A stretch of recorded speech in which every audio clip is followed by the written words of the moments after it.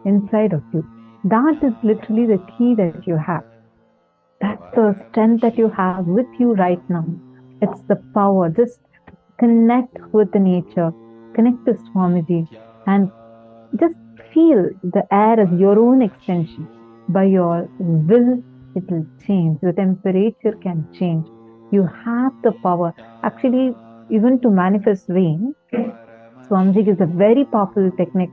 If you have the crystal shila energized by Swamiji, or even mirror energized by Swamiji, you can apply the Jnananjana on it, or any other Aushadha blessed by Swamiji. Apply it, make it as a paste and apply it on top of it. Write down which place, what temperature you want it to change, what kind of weather you want it right over there. You can write that down and keep that in front, or you can keep it on top of the Kristashila or the mirror, and literally visualize. You should be able to see on the mirror itself as if that place is raining or as if that place is sunny, exactly how you want it. You can start like visualizing it on that mirror. You will see in 42 minutes, just like that, the weather would change. The 42-minute cycle. All of you sit and do it now. Huiru Wong, feeling powerful, wonderful.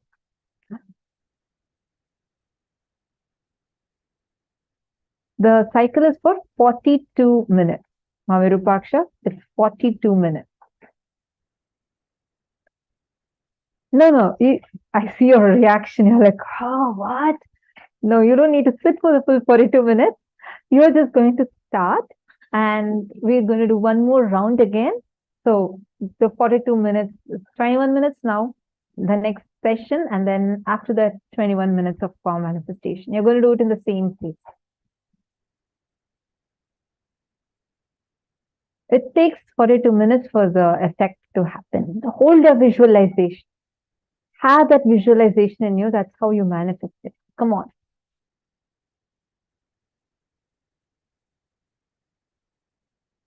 So nice to see so many of you in such a blissful gratitude space. Very sweet. Sit and do this power manifestation now. In that same space.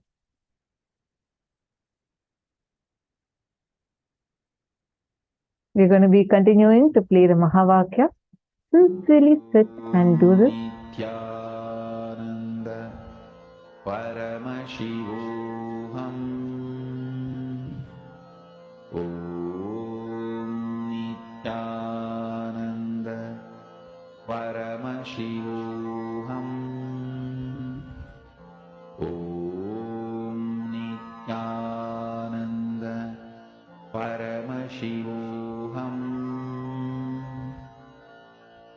Om Nithyananda Paramashivoham. Om Nithyananda Paramashivoham. Om Nithyananda Paramashivoham. Om Nithyananda Paramashivoham. Om Nithyananda Paramashivoham. Om Nithyananda Paramashivoham.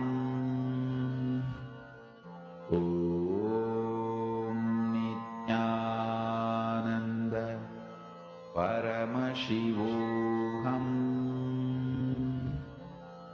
Om Nithyananda Paramashivoham. Om Nithyananda Paramashivoham. Om Nithyananda Paramashivoham. Paramashivoham. Om Nithyananda Paramashivoham. Om Nithyananda Paramashivoham. Om Nithyananda Paramashivoham. Om Nithyananda Paramashivoham. Om Nithyananda Paramashivoham. Om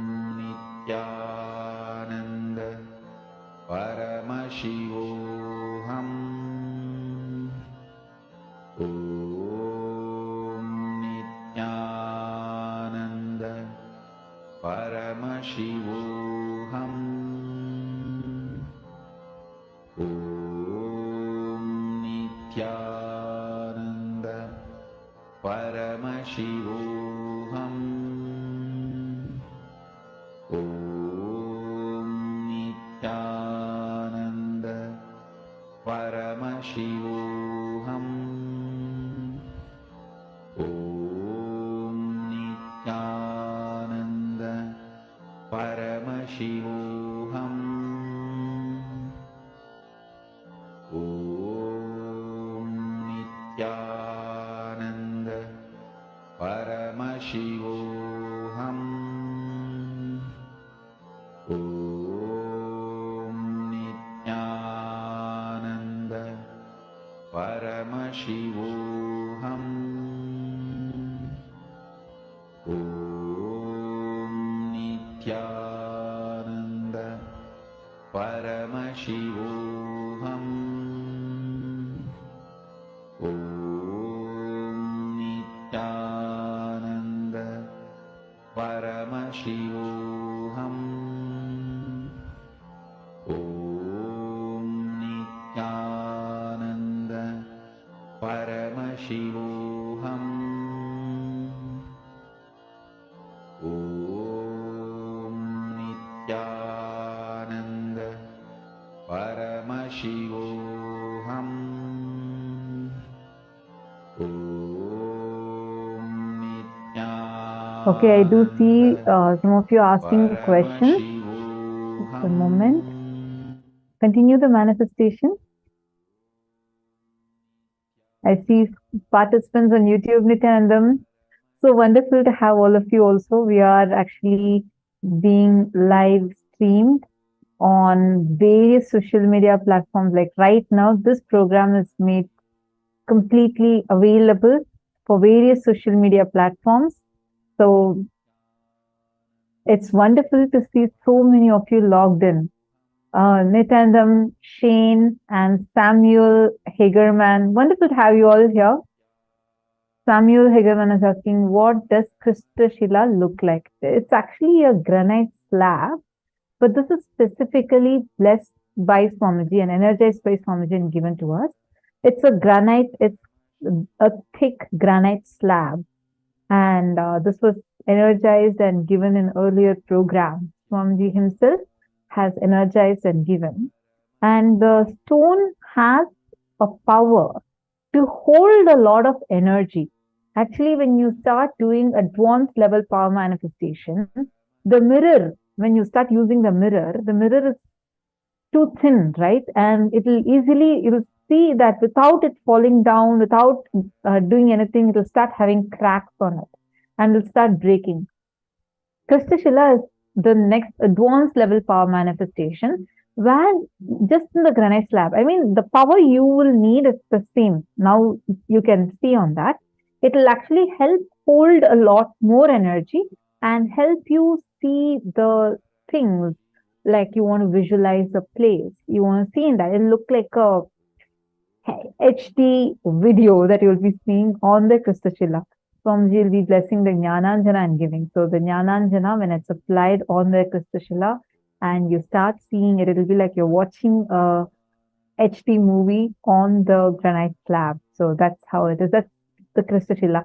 It's a technology from the period of Devi Parashakti as Madurai Meenakshi. When she ruled over Madurai as Meenakshi, this was a technology that was used in that period. That is why if you see all the temples throughout the Madurai, the whole kingdom, the Pandya kingdom, which was ruling Madurai, in their period, lot of things are built with this granite slabs, and there were just pillars and deities just made of granite, where whenever Devi Meenakshi wanted to make an announcement to all the citizens, she used to appear on all those granite slabs. Like right now, we all watch darshan on the TV, correct? Like your TV or your laptop. We watch the darshan of Swamiji. Like that, as Devi Meenakshi, she used to appear on all the granite slabs. People used to have her darshan on the granite slab, and she will come and do any announcement or reveal things to the citizens. If you saying, wow, yes. And actually, a lot of evidences for this have been discovered recently, where a lot of these granite slabs and the excavations that are being done in Kiradi. Kiradi is an excavation site, and where they started finding the remains of the kingdom of Madurai from Devi Meenakshi's period. And a lot of things are matching exactly to this, but this revelation was revealed by Swamiji for all of us. I know it's like absolutely amazing. That very science Swamiji has revived. And we saw like when Swamiji had initiated the Balasans, and many of the program participants who had attended physically the programs when it happened physically, the mirror, like without the mirror, you start using it without even you putting it down, breaking it, the mirror will start breaking because the energy, it can only handle up to certain amount of energy. After that, you need to use the granite slab. It's thick. It'll be in a golden box. Swamiji will be blessing and giving. And you apply the Jnananjana. Jnananjana is also again another alchemy product that's blessed and initiated and given directly by Swamiji. So it's almost like an eyeliner, enlightenment eyeliner, something like that. And you apply on it, and you literally start seeing things like how you watch, like you're watching us right now on your screen. You will watch it much clearer. It look with a lot more depth, like how you see things in real life. It'll look like that, as if the whole thing is appearing on it. So, just to answer your question. And also, see,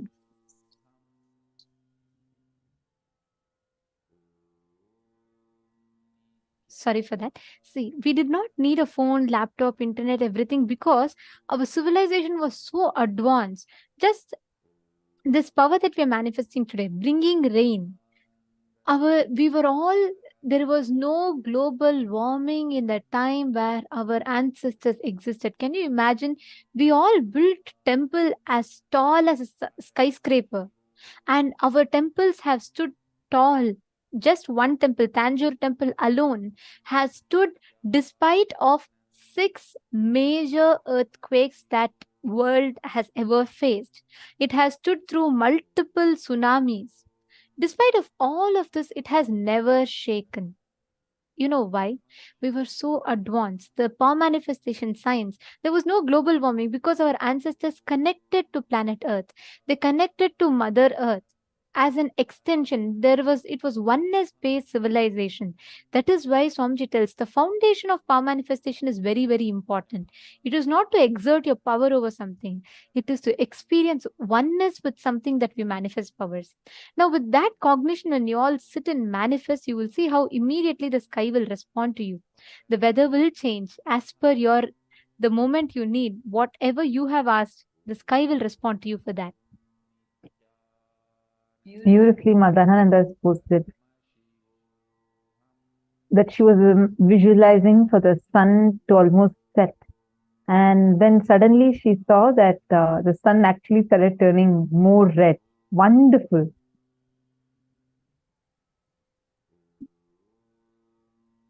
Wow, Mameda Satya has posted during Paramashivoham too. Meenakshi Devi gave me darshan in green, and she was holding a crystal shell on one of her hands.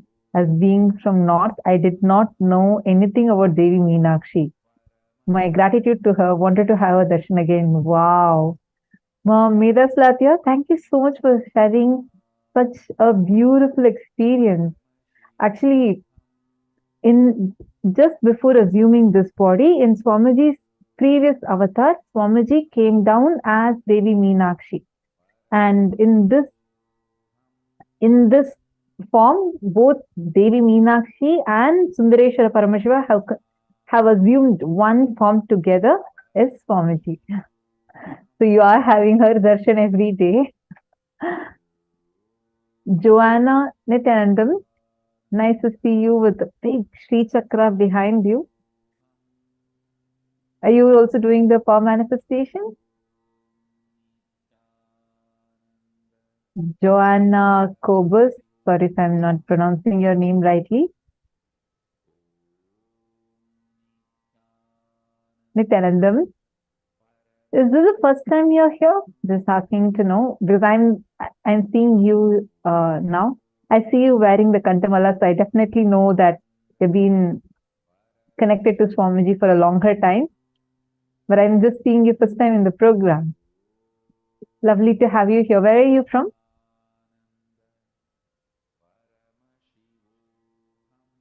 See, there's many of you who are turning off your cameras. Can I request all of you to please come on camera and be on camera as much as possible?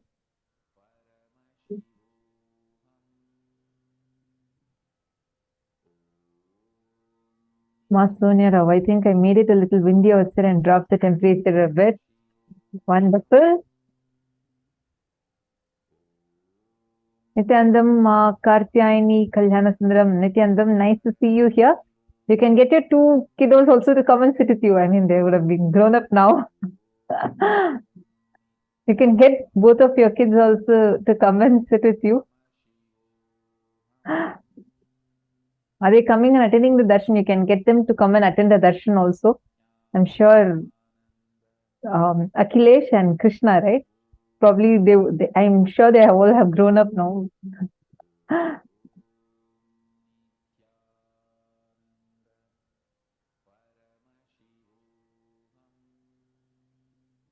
Wonderful to see all of you sincerely sitting and doing the power manifestation. Continue. And now, before we enter into the next session, I just wanted to share with all of you, I'm sure you all would have already seen. For those of you who have not yet seen, we have a great news that we want to share with all of you.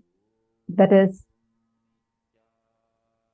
the next report from KAILASA has been published in the United Nations. Our support desk team is actually going to be posting the link to this post for all of you. United Nations publishes the 11th report of KAILASA, Call for Contributions, the Right to Education, Advances and Challenges. The special rapporteur intends to identify the current main challenges to the right to education today and the crucial issues that deserve attention for the future.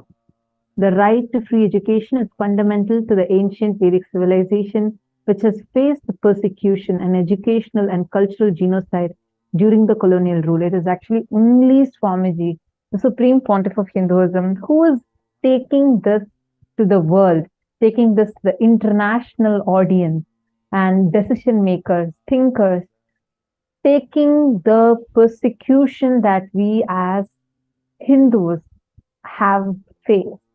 And the United States of KAILASA has the right to free education, free food, free shelter, free clothing, free medical care, the 5 basic necessities of life as its constitutional right, in alignment with the injunctions of the ancient sacred Hindu scriptures, the Vedas and Agamas.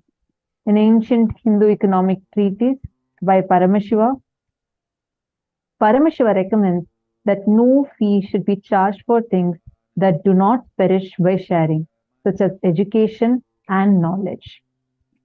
In Asia, the revival of ancient Hindu civilization includes its education system has faced continuous and persistent backlash by the deep state elements, where the indigenous education of the Hindu Aboriginal indigenous agricultural tribes was under constant attack for over a decade by Hindu mystic extremists who also interfered in indigenous religious matters and succession process of children. Despite the persecution of AIAT members, the leader of the AIAT community, the Supreme Pontiff of Hinduism, and the head of state of KAILASA, Bhagavan Nithyananda Paramashivam, has been successful in reviving the Gurukul and made available for free in the sovereign land of KAILASA as well as globally. The Gurukul is designed and has been successful to make natural, capable, compassionate leaders living the highest values of life, such as non-violence, life is for others, expressing extraordinary innate superconscious powers, Shaktis latent in every human being, and radiating the ultimate truth of Paramashivoham. I am Paramashiva. So you all can go ahead and read the entire report that is posted here. The link for this is given to all of you.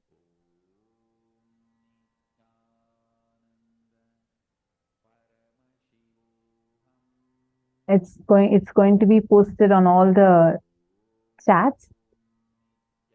The support desk team is going to be posting the link. And I just wanted to also add to this because I grew up in the Gurukuls, Swamiji's Kailasa's Nithyananda Gurukul, and it still continues to be completely free of cost, like no cost.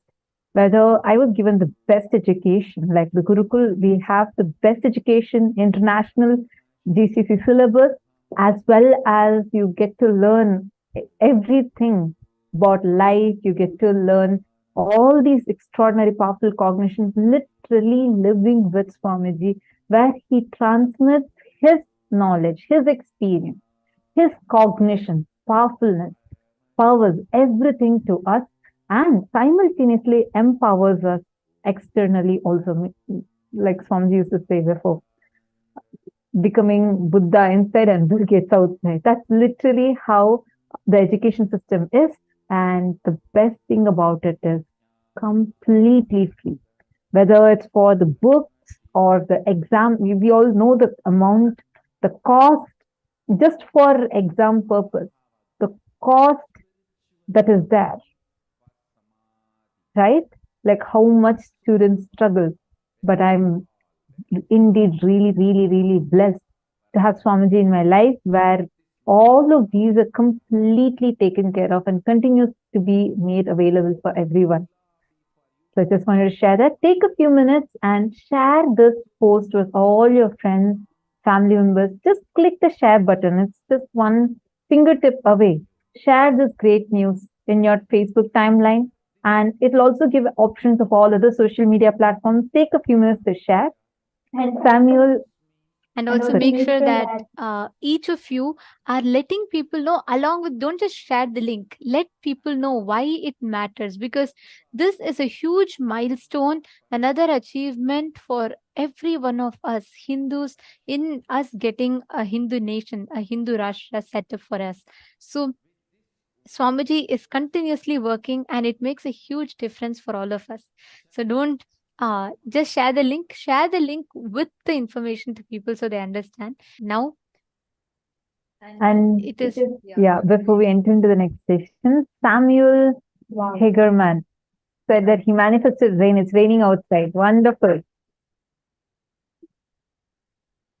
Who else has manifested? Can I request all the participants, whoever has manifested, to take a few minutes and post, and go and check the post. The post for this UN report is shared with all of you. Take a few minutes, go ahead and click the link, share it with everyone.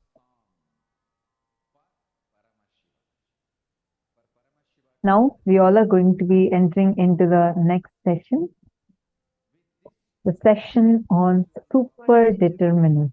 Now, this session addresses a very, very important aspect of our life. Many times, when there are failures, so-called failures, when things don't go our way, we say, "Oh, it's all predetermined. I can't do anything. It's destiny. This is what it is meant to be. It's just fate. I can't do anything. Even if I try, I knew I was going to fail." So, at those moments, most of us feel life is predetermined. Sometimes, when we succeed, we think, "Oh my God, I know something that I did really click. It worked. Some formula has worked this time." At those points, we think life is free will. But this question almost always lingers in us. Is life free will or is life predetermined? But there's something in between. It is neither free will nor predetermined, but there's something for us to understand whether life is life predetermined or is it free will. Swamiji is going to be revealing that in this session to all of us now. So let's now intensely listen and take a note of all the powerful cognitions that Swamiji reveals here.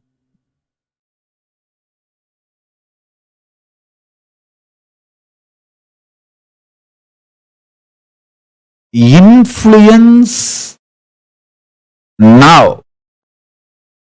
Influence the present moment. Be powerful over the present moment. Understand? Live in the present moment is not a complete truth. Have power over the present moment is the complete truth. The power of now is having power over now. Listen. Understand how you feel about you now and how you feel about the world now. Make that too powerful. If you understand and make yourself powerful, that you are Paramashiva, you will understand world is so auspicious and you are the power. Whatever you think, perceive, even as bad, was never bad, is never bad, will never be bad. It is your wrong perception is the problem. Delusion is the problem. Everything is happening properly. You just need to add more life positivity, more understanding. You just need to remember again and again, you are Paramashiva and face everything out of strength and powerfulness.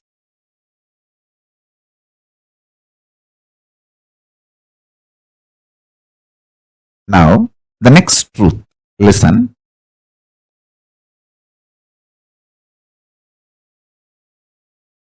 Sometimes you feel the world is literally falling. The roof is falling on your head. You are crushed. You are collapsed. The world is just, sky is falling over your head. That is what is reality, and you perceive that as a reality about world, and that reality, that perception about the reality collapses your perception about yourself and you collapse. That is what you call everything is determined, fate, nothing can be done. Sometimes you feel, wow, what I want is happening. So your perception about the world is what I want is happening. And the reality, what I want is happening. Oh, then everything is free will. We have full freedom. Listen. both are of understanding. Determination or free will, both are of understanding. Sometimes when things happen as you want, you feel, oh, life is free will. Sometimes when you feel things are not happening as you want and the roof is collapsing, crashing on your head, and you feel everything is predetermined. Now understand this truth. I'll give you one more example. If you are standing with both the legs, that's the way you experience reality. You raise one leg, that is your freedom. After that, you cannot raise the other leg also. That is determination. So understand, the choices you already made are binding your future freedom possibilities. The choices you already made are binding your future possibilities. This is when you feel whether life is free will or predetermined.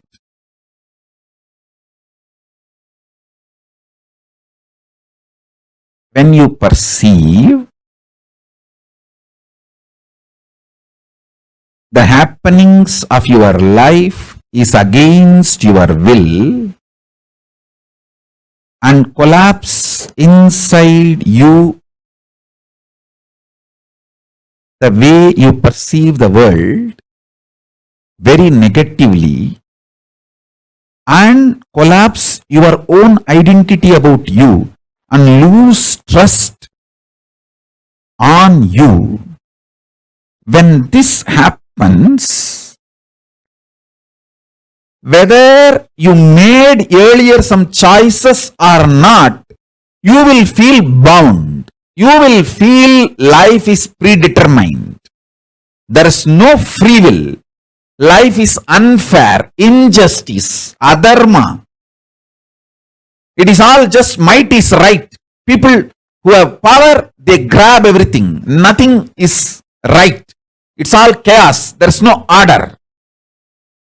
And at some moment, when things happen as you want in the outer world, and your perception about the world is little better, you feel, the free will is life. There is a possibility. I can recreate, rebuild. Life has some hope. But please understand, both are of truth.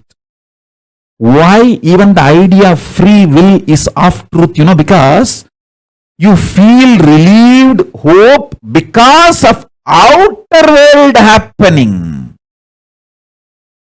But the real truth is, if you decide to cognize the truth, you are Paramashiva, Paramatma, ultimate powerfulness.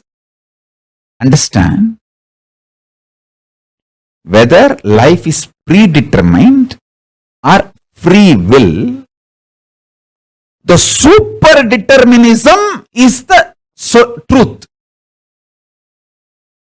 Answer for the question whether life is free will or predetermined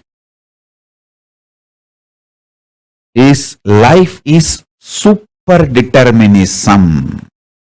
Neither predetermined nor free will. It is super-determinism. Understand? Empowering yourself with the truth, reality. You are Paramashiva. You are the ultimate Paramatma. And from that truth, reality, making your perception about life, and with that strength of your subjective truth about yourself and your subjective experience about the world impacting the world. The reality is super-determinism. This is the real way of existing. This is what I call freedom. Freedom is not choices. Freedom is manifesting the reality you want to manifest. Listen.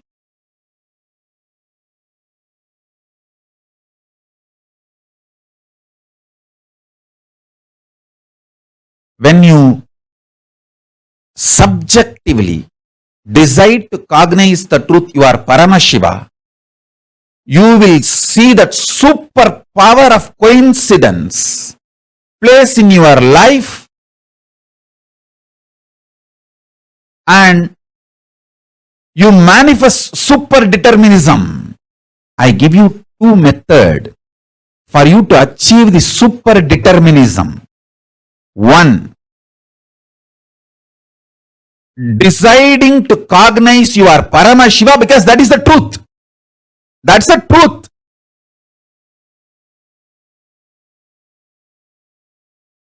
And face your inner space, your perception about life and the life reality itself. With this truth, I am Paramashiva. This is what is having power over now. Life, reality. That's first. Second, always tell everything to your Atmamurti. You can pray, you can cry, you can express your frustration, you can express your joy, you can express your gratitude, you can even fight. Do everything with your Atmalinga and Atmamurti. Everything. Continuously talking to your Atmalinga and Atmamurti will give you the power to manifest what you want. Shakti. And Buddhi to change wherever you need to change. Above all, Bhakti. The romantic existence with cosmos. You will get all three. Constantly talk to Atmalinga and Atmamurti. Listen. Take these two as the method to achieve super determinism. One,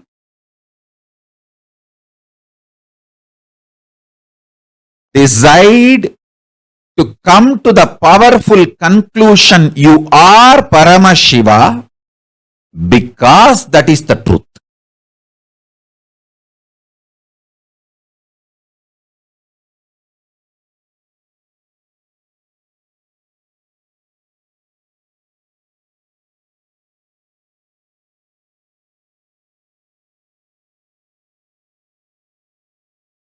Om Paramashivoham.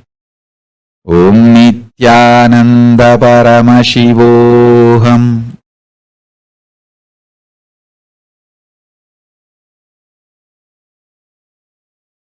Second, continuously talk to Atmalinga or Atmamurti. You can offer your prayers. You can talk even casual things. You can express your love, gratitude, even anger. You can fight. You can express your frustration. You can do anything you want.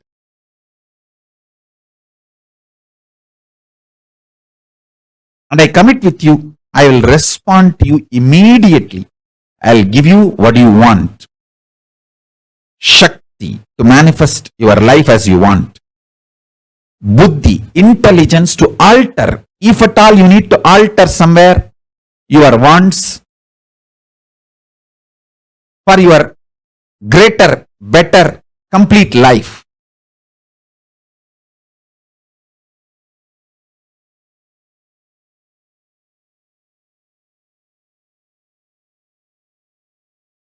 and above all, bhakti, a life positive, joyful connection with life, reality, cosmos, with everything, with yourself, with world, with God, everything. And yukti, method to live enlightenment, and mukti, enlightenment itself.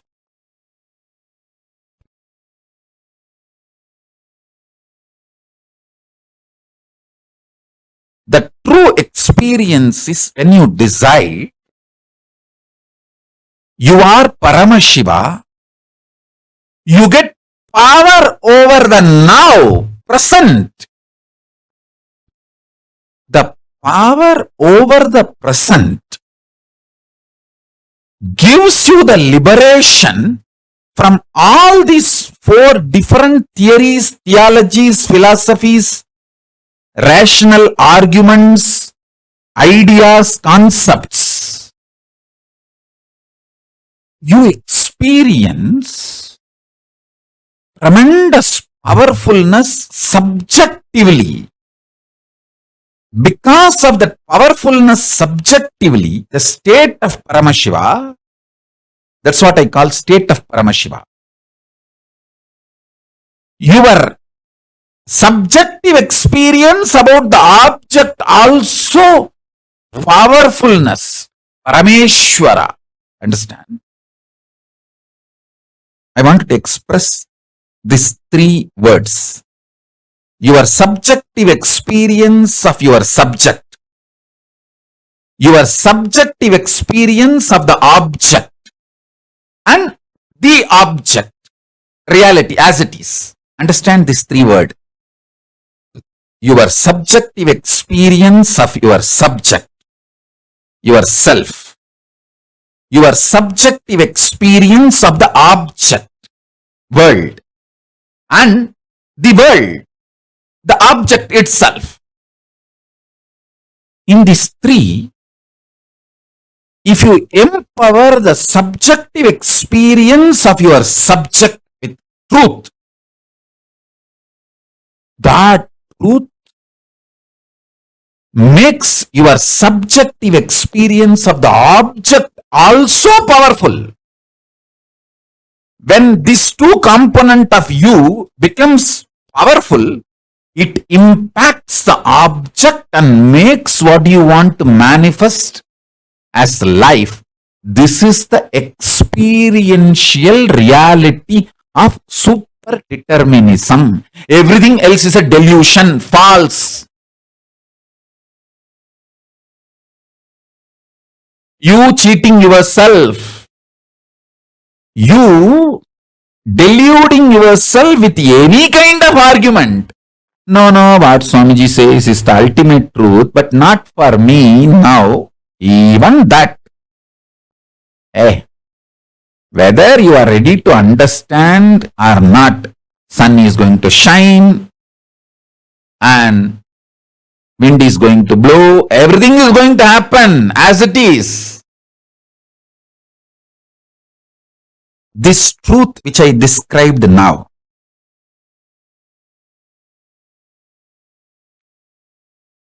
I'll explain the next level. Listen. Super-determinism means empowering your subjective experience about you, your subject, with the truth you are Paramashiva. Paramashivattvamasi. You are Paramashiva. Empower your innermost subjective experience about yourself consciously. You are Paramashiva because that is the truth. And from that powerfulness, analyzing your subjective experience about the object, world, understanding everything happened in your life is just to trigger this enlightenment in you, trigger this awakening in you. Even the grahas, there is no graha, bad graha. There is no time, bad time. Only to remind you about your great truth, the grahas act. When you don't want to be reminded to live the higher reality, then no other way, the grahas has to make you understand. All grahas focus on awakening you. They are all working sincerely for your inner awakening. Understand?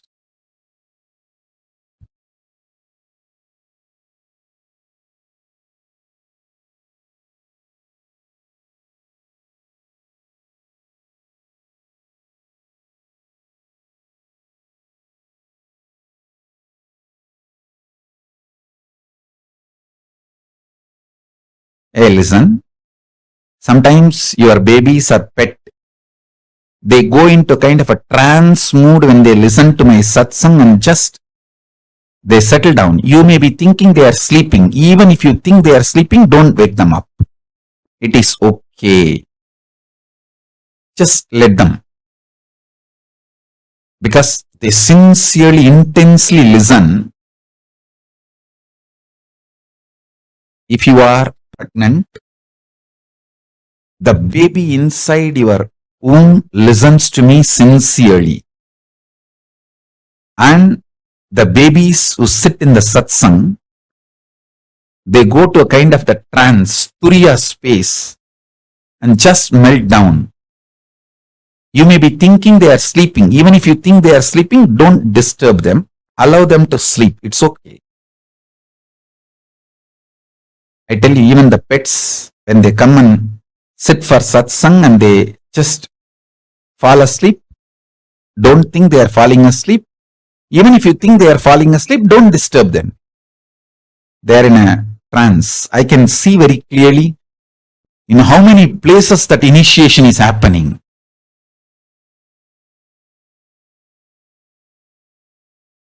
When initiation happens, so many people react in a different way. Babies go into the trance of turiya. So all of you, allow this initiation to happen inside you and to everyone around you. If you have pets and kids, get them to satsang. Even if they sleep during the satsang, don't worry. Let them be there. Because these great truths, they get inside the system and become bio-memory. It becomes just bio-memory. Listen. Now listen to the next truth. See, whenever the objective reality impacts your subjective experience about the object and damages your subjective experience about the object, that damage, when it gets overloaded, impacts your subjective experience about the subject itself. That is what I call you gaslighting yourself. Nobody gaslights us. Understand? Nobody can gaslight unless we allow the gaslighting. Whether gaslighting or enlightening, it's your responsibility. You allowed gaslighting of the society. So allow my enlightening.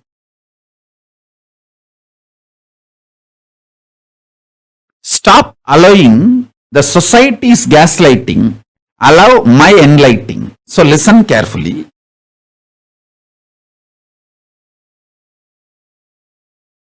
Subjective experience of the object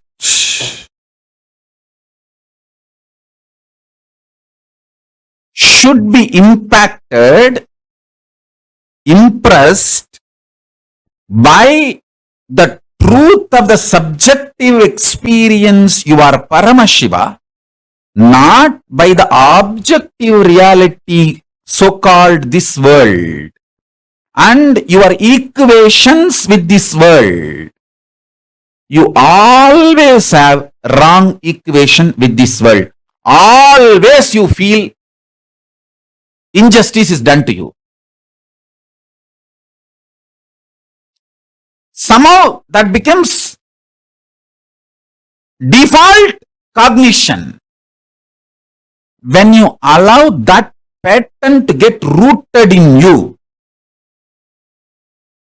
you damage your inner space, the subjective experience of the objective reality world. When you damage your inner space, that damage impacts your experience about your self. This is what I call powerlessness. Understand? You should know why you are not able to live in the present moment.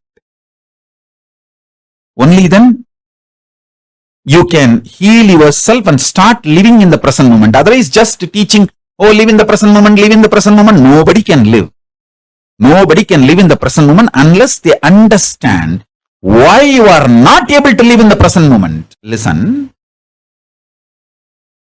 If you feel so much injustice is done to you and feel anxiety, panic attack,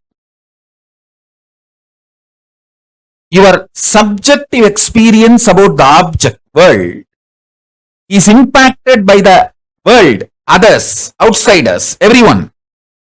And if you feel so much of injustice is done, panic attack, anxiety, all that, be very clear, you cannot live in the present moment and you are going to literally commit spiritual suicide if you make decisions from that space. You are only going to destroy yourself more and more through any decisions you make from that space. First thing, stop making decisions from the pain, frustration, anger, violence, powerlessness of the subjective experience about the objective reality. Listen to that. Listen to this truth. More and more decisions you make out of the painful inner space, deluded inner space, the inner space which is hurt by the outer world, the inner space which you allowed to be hurt by the outer world, with the idea there is injustice done to you, or the subjective reality impacted by the objective reality, the objective world, due to sometimes you blame an individual person, or sometimes you blame a situation, sometimes you blame the ecosystem, sometimes you blame the whole world. Whoever you may find, blame or not blame, sometimes you will even blame yourself. Even that is wrong. Blaming yourself is not something cute. No.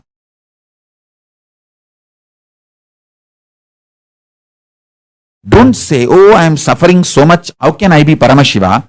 Say, I am Paramashiva. How can I suffer? Change the whole thing. Listen. Don't say, I am suffering so much. How can I be Paramashiva? No. Say, I am Paramashiva. That is the truth. How can I suffer? Let truth empower your experience about you and empower your experience about the object. Let the truth empower the subject's experience about subject, subject's experience about object, and object itself, all three. This is what I call super-determinism.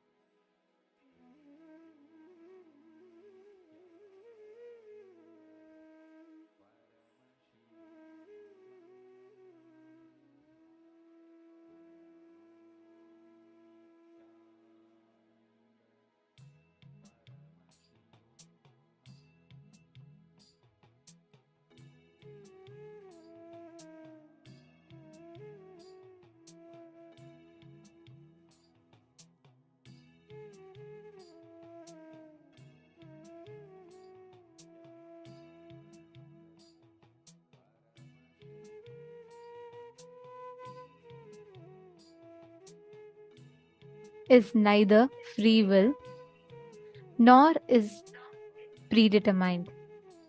Life is super-determinism. What you will for, what you work for, that is what happens as reality. So life is neither free will nor it is predetermined.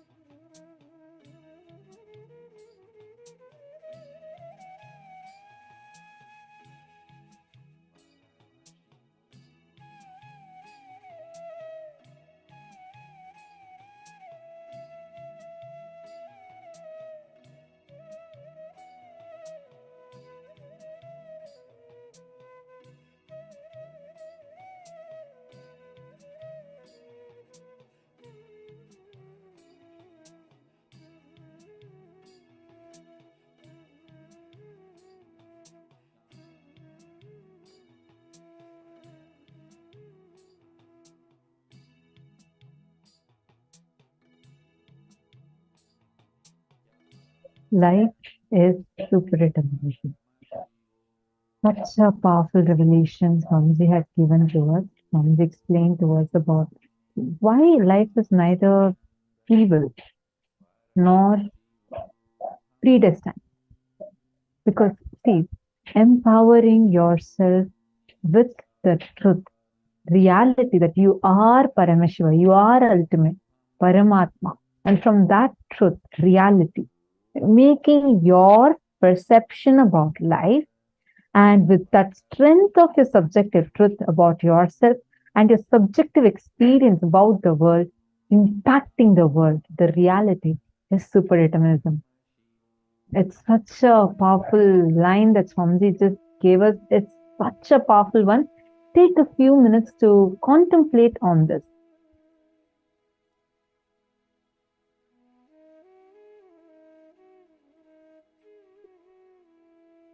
Take a few minutes. Nithyanandam, Milos, Gondak, and Sri Nitya Sundaranandan. Sundaranandana. Sir, I'm not sure if I'm pronouncing your name rightly. Very nice to have you all also join in for the program. All the participants that are watching us through Facebook, YouTube Live, kindly let us know that you are here. It would be wonderful and amazing to know you.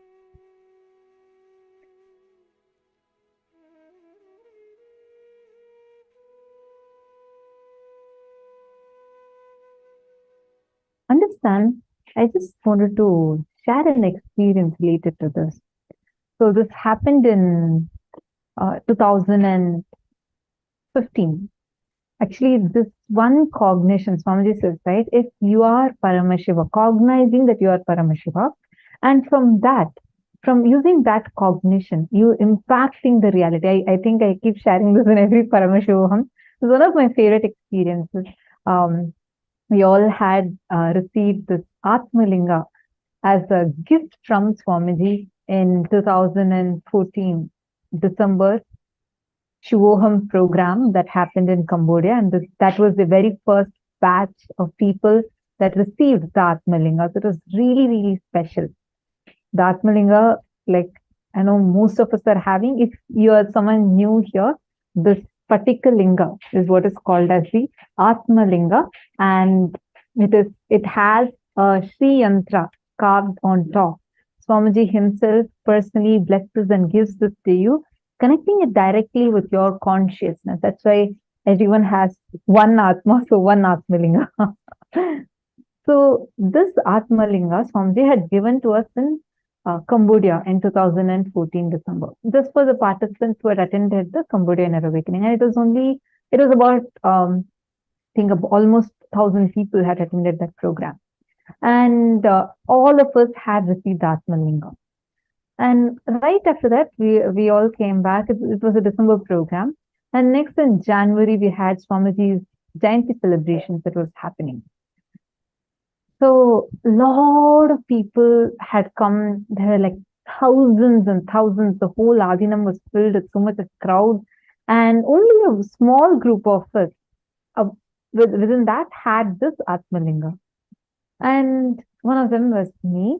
And I had my Atmalinga with me. We had this procession, like during festivals, the Adinam is just so grand. Like everywhere you see, there's like people from all kinds of places and backgrounds and everyone together celebrating Swamiji's Jayanti. And it's a lot of celebration that happens. So for the celebrations, we first, in the evening time, around 4 o'clock, 4:30, we had the Rudrabhishekam. We have a huge 21 feet tall Shivalinga made up of 9 Navapashana, it is called as. 9 poisons, when it's mixed together, it becomes a very miraculously healing power, out of which that whole Shivalinga is made. So whenever we pour milk on it, like the milk never goes waste for almost a week or week and a half, like that. There are many miraculous healing powers for that linga. And around that, there are 10,008 smaller Shivalingas kept. So it's such a beautiful place. That place is called as Vaidya Sarovar in Adi KAILASA. So Swamiji had gotten this whole thing, Swamiji had constructed this whole beautiful place called as the healing pond. So that's where we offer the Rudrabhishekam. So when offering Rudrabhishekam to that Shivalinga, I kept my Atmalinga also with that and I offered. And when it got over, I remember of packing everything, but I had missed my Atmalinga amidst those flowers and I did not remember it at that time. I took everything else and I put it in the puja bag and left. And as I mentioned, whole place was fully crowded. A lot of people were there. And the whole place was fully crowded. And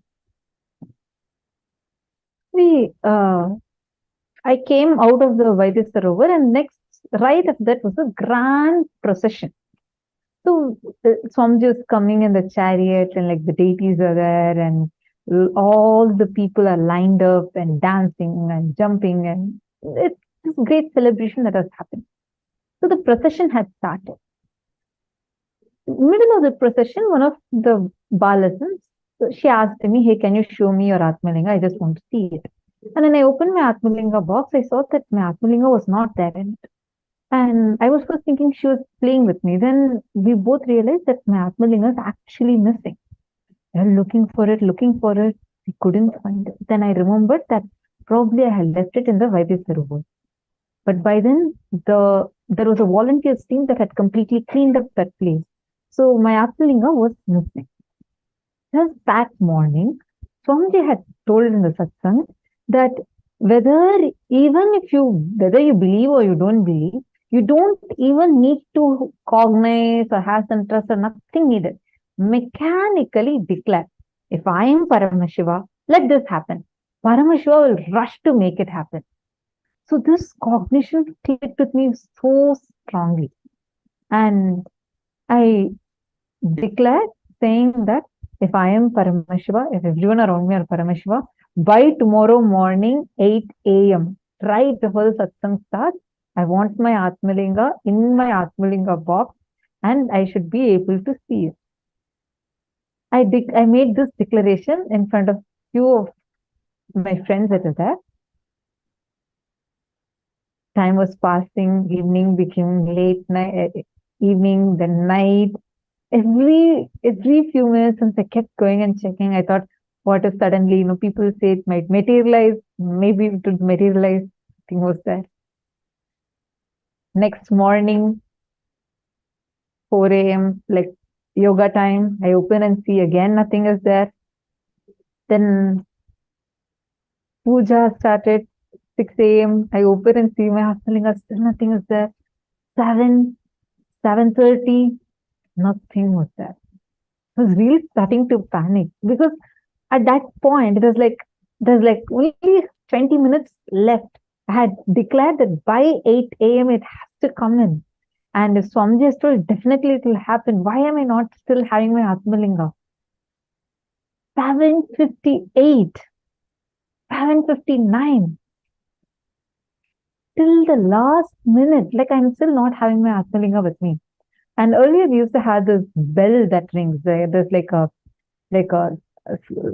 slight, like a bell that goes on, giving like, I think last 10 seconds or 30 seconds count it gives. And which is right before like a countdown for the satsang to start. So the bell started. And I was like, all the friends who were there in front of who I had declared, and all of them were there. They're also asking, did something happen? Did your Atmalinga come?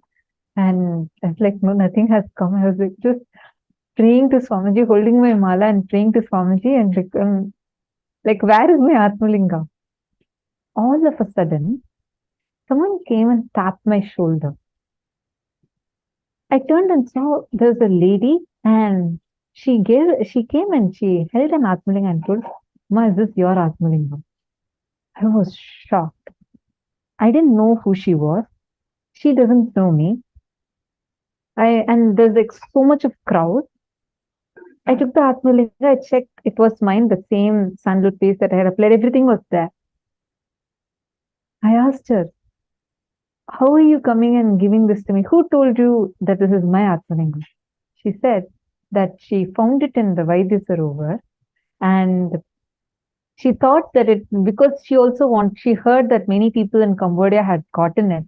So she was praying to Swamiji that she also wants to receive an Atmalinga. And she thought this was a gift from Swamiji. And she took that and she was keeping it with her. And that morning, she said Swamiji actually came to her dream and told her to come and give the Atmalinga to me. I was like, wow. Understand?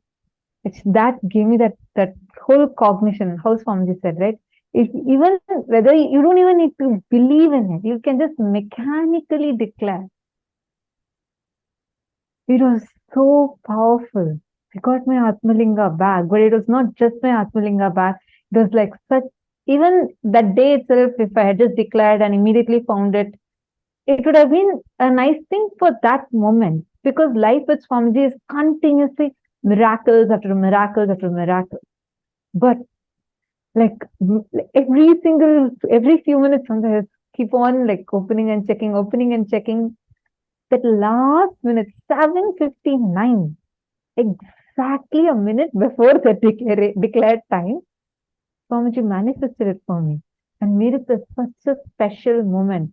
It was like a powerful cognition I had. When I declared, knowing that because Swamiji told, now I'm making this declaration, Swamiji just immediately manifested it for me. And that is precisely what Swamiji explains as super-determinism. When you know that there is something beyond fate, destiny, there's something beyond your individual will, there's your conscious decision. And that conscious decision has a power over the reality, power over fate, power over destiny, power over everything else.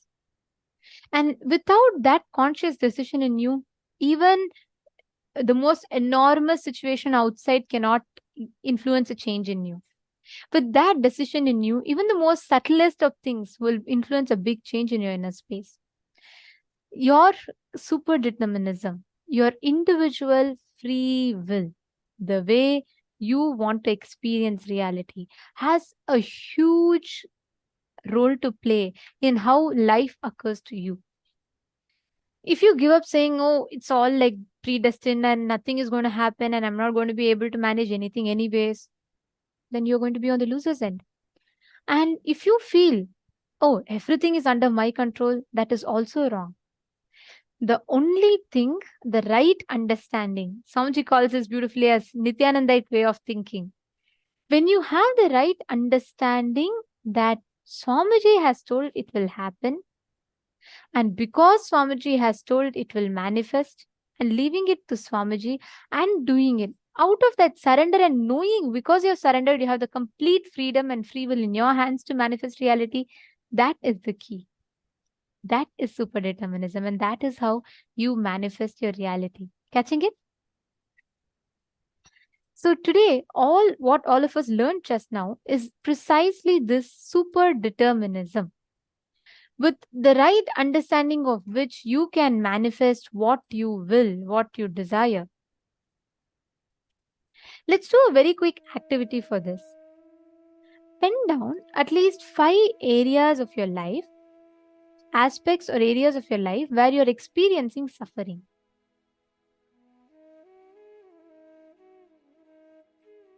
Where you feel like you're really experiencing suffering, you don't know, you feel like everything is predestined and you don't know the solution out of it.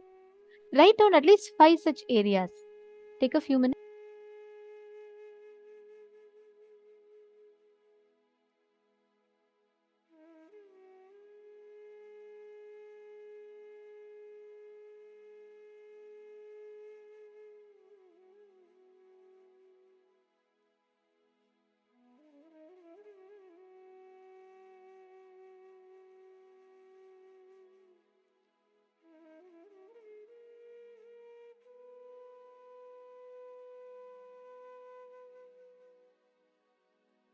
If any of you want to share,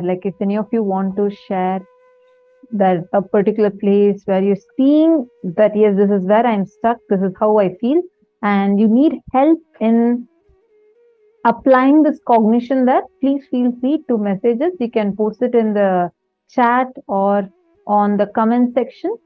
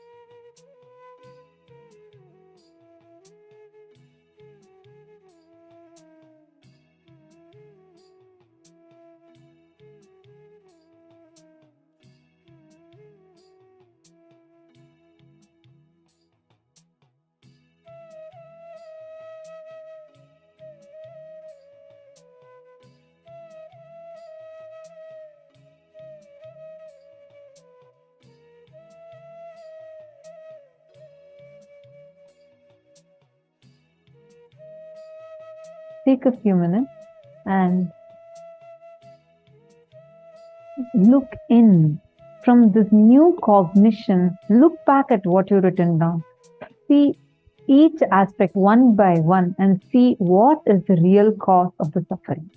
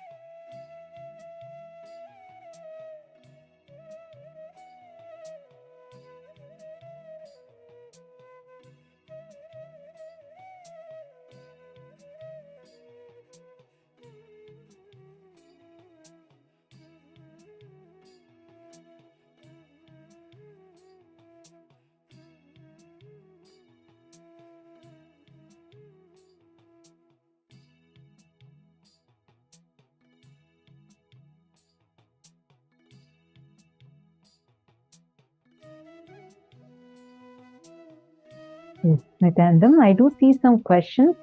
I'm just going to be helping all of you understand how you can apply this in the situations that you have mentioned.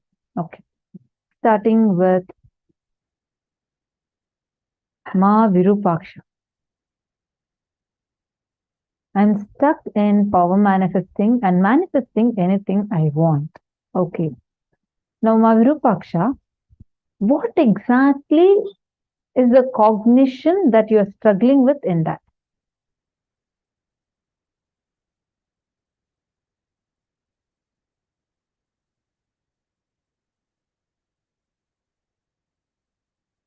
Samuel Hagerman, I'm seeing your messages also. Can I request you to give me an example? Can you please post an example situation of what you're saying? Like, give any example, the guns like what you're mentioning.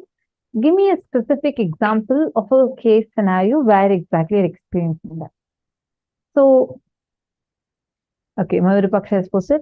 I guess it's because I don't believe that I can do it. See, super-determinism is not about your belief over here. It is about the cognition, the subjective reality that you experience inside of you, who you cognize you are, and from that cognition, how you cognize about life and your subjective reality of life and impacting the reality externally is superdeterminism. From the cognition that you are Paramashiva, anything that you make as a declaration, decide and manifest it. Simple things it can be, even as simple as, okay, I want a traffic signal light to change, and you declare and have it changed to something really powerful, something really huge. So first and foremost, Ma Virupaksha, Take any situation where you felt like you really wanted to do it, but you couldn't do it. Take a scenario of that, like what you mentioned, something that you really wanted to manifest.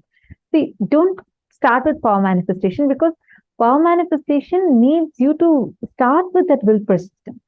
So first start with something where you are seeing like you really created a space for something. It did not work out. It did not go the way you wanted.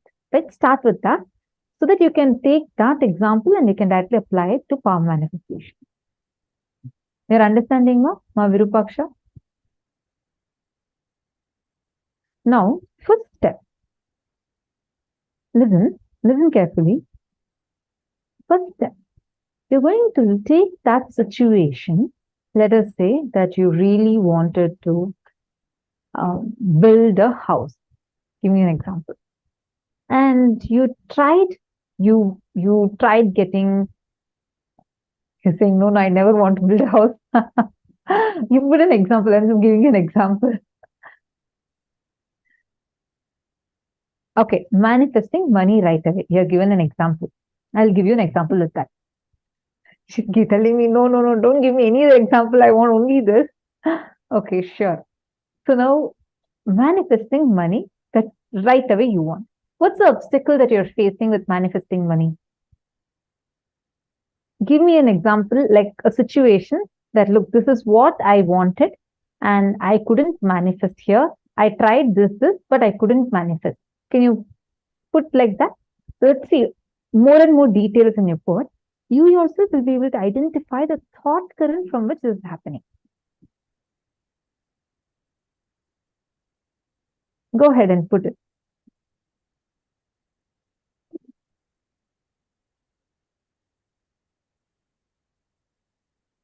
Like what kind of a thought current? I always had enough, but it's difficult for me to have more right away.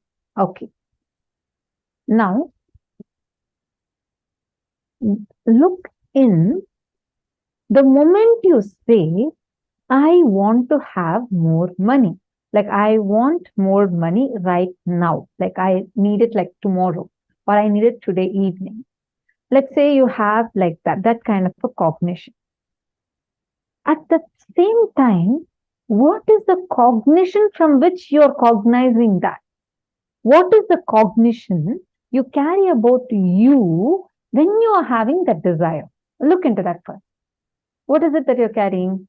Do you feel that this is Ma Virupaksha, who's already having money, but I still want more? Do you have that kind of a conflict inside you? Or do you feel like, I have tried many times, I really want to try it out, but I'm still not too sure. What kind of cognition are you seeing that where you even start to have this desire from?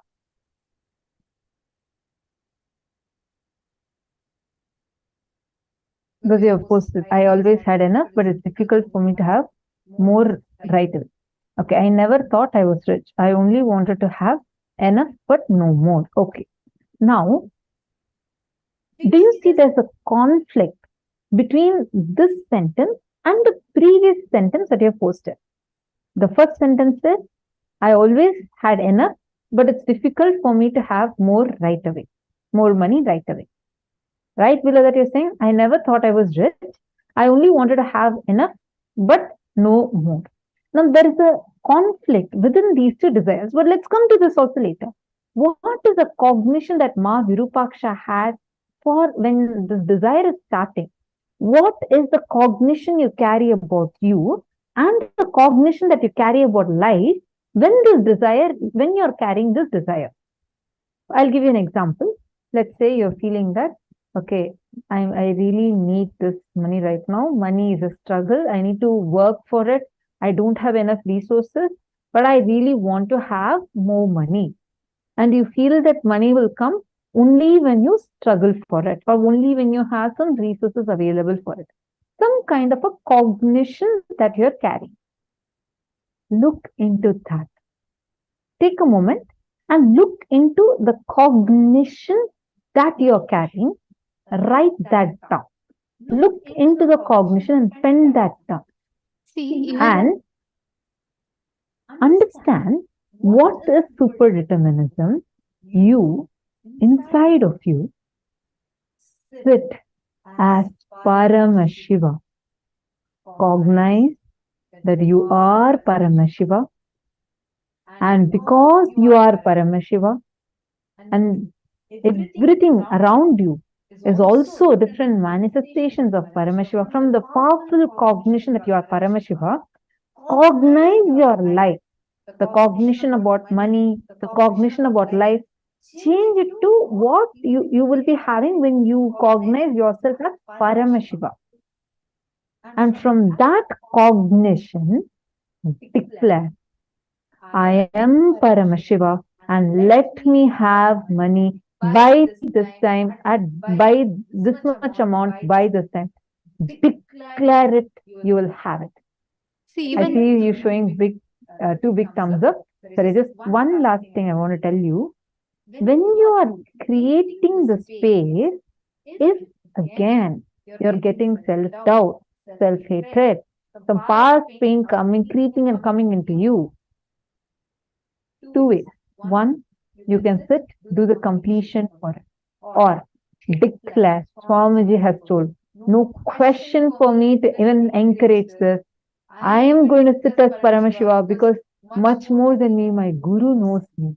My Guru has declared that I am Paramashiva. With that strength, with that powerfulness, with that powerful cognition, I am sitting and I am declaring that I am Paramashiva. This is the way I experience the world. This is the way I experience reality. I am declaring as Paramashiva, let this happen. By 6 p.m., let my bank have $1 million. You will have.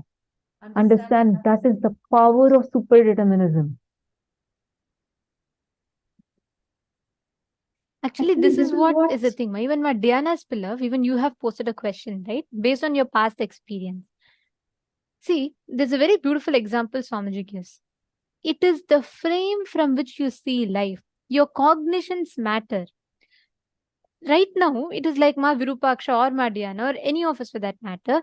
We all carry a different frame. It's like if I'm going to pick up a glass that is purple tinted, and I'm going to put that glass on me, whether I see a white wall or whether I see a red rose or a pink curtain, I am going to see everything with a shade of purple on that. Am I right?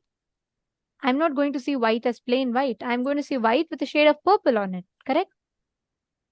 Same way, Ma Virupaksha or Ma Diana, when you both are making that statement about your past attempts and not succeeding, every time you utter that, you already have a certain incompletion notion attached to that incident. So what happens? Naturally, when you are making a decision, if I am wearing a purple color glass, whether I see you or whether I see Ma Katyayani or whether I see Ma Virupaksha, anyone, all of you are going to look purple for me. I cannot say, oh, I'm seeing 3 different people, everyone is looking purple. It is not the problem with the people. It is not problem with the outside. It's the problem with the incompletion based on which you operate. There's a very funny joke that Swamiji will say. Swamiji says that one man goes to a doctor, okay, ortho, and what happens is, he says, doctor, I have been suffering. My full body is fractured and, I'm in severe pain and I don't know what to do. I'm a very complicated case. He goes on telling. So doctor tells, relax, what happens? So the man says, see, I put my finger here. Ouch, it hurts. I put my finger here. Ouch, it hurts. So he puts every part and he says, it's hurting, it's hurting, it's hurting. So he says, look, my whole body is paining.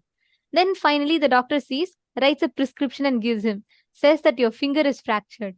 Naturally, with a fractured finger, every part he touches, it is going to pain. It is his finger that is paining. Same way, with the cognition inside of you, any hangover of the past inside you that you carry is going to keep impacting every situation you see. Whether I'm seeing Ma Dana Caesar with a purple glass, or I'm seeing Ma Prithvi Prasad with a purple glass, or whether I'm seeing Ma Dana with a purple glass, every one of you are going to appear purple for me because the glass is purple. But what Ma Virupaksha or Ma Diana's pillar, you both are trying to change outside. It is not about the manifestation not happening. It is about the glass with which you are seeing. You need to remove the glass. Beating up yourself is not the solution, or trying to change outside is not the solution. How many ever times you paint a rose red and say it is not still red is because of the glass, because of the rose, right? So you need to remove that glass of incompletion that you are carrying. You need to remove that glass, that layer, that cognition that you are carrying inside, and you need to see the reality as reality. That is what Swamiji explains as completion. Swamiji told in this session a very important statement. Swamiji said, neither free will, it is neither that life is completely under your control. You should not think, even if you think life is completely my manifestation, it is wrong. Nor it is predetermined. Even if you think, oh, life is completely with Paramashiva, I cannot do anything, it is completely gone, whatever is happening, both are wrong.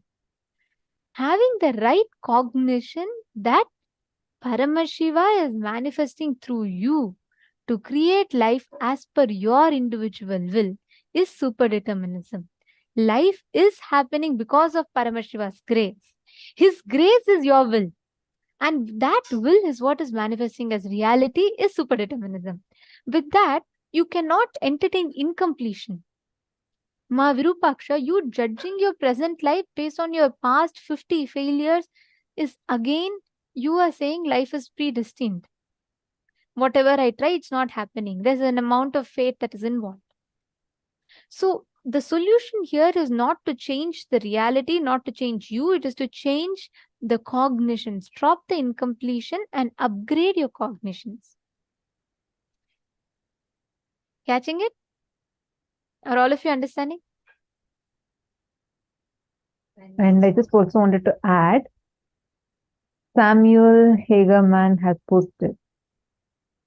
Okay, your posted saying that how Swamiji has granted you many boons, and you feel like sometimes when it is not manifesting yet for you, if you're afraid that is it will arrogance, is it Guru Droha?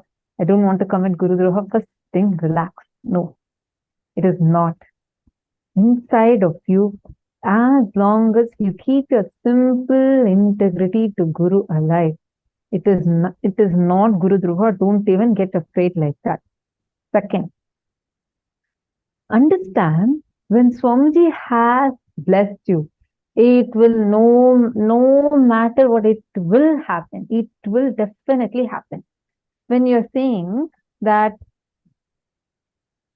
how Swamiji has burnt all that negativity inside of you, and after that, if you're having any struggle, you're now going back to doubting that. No, that's exactly what Swamiji explained in the satsang.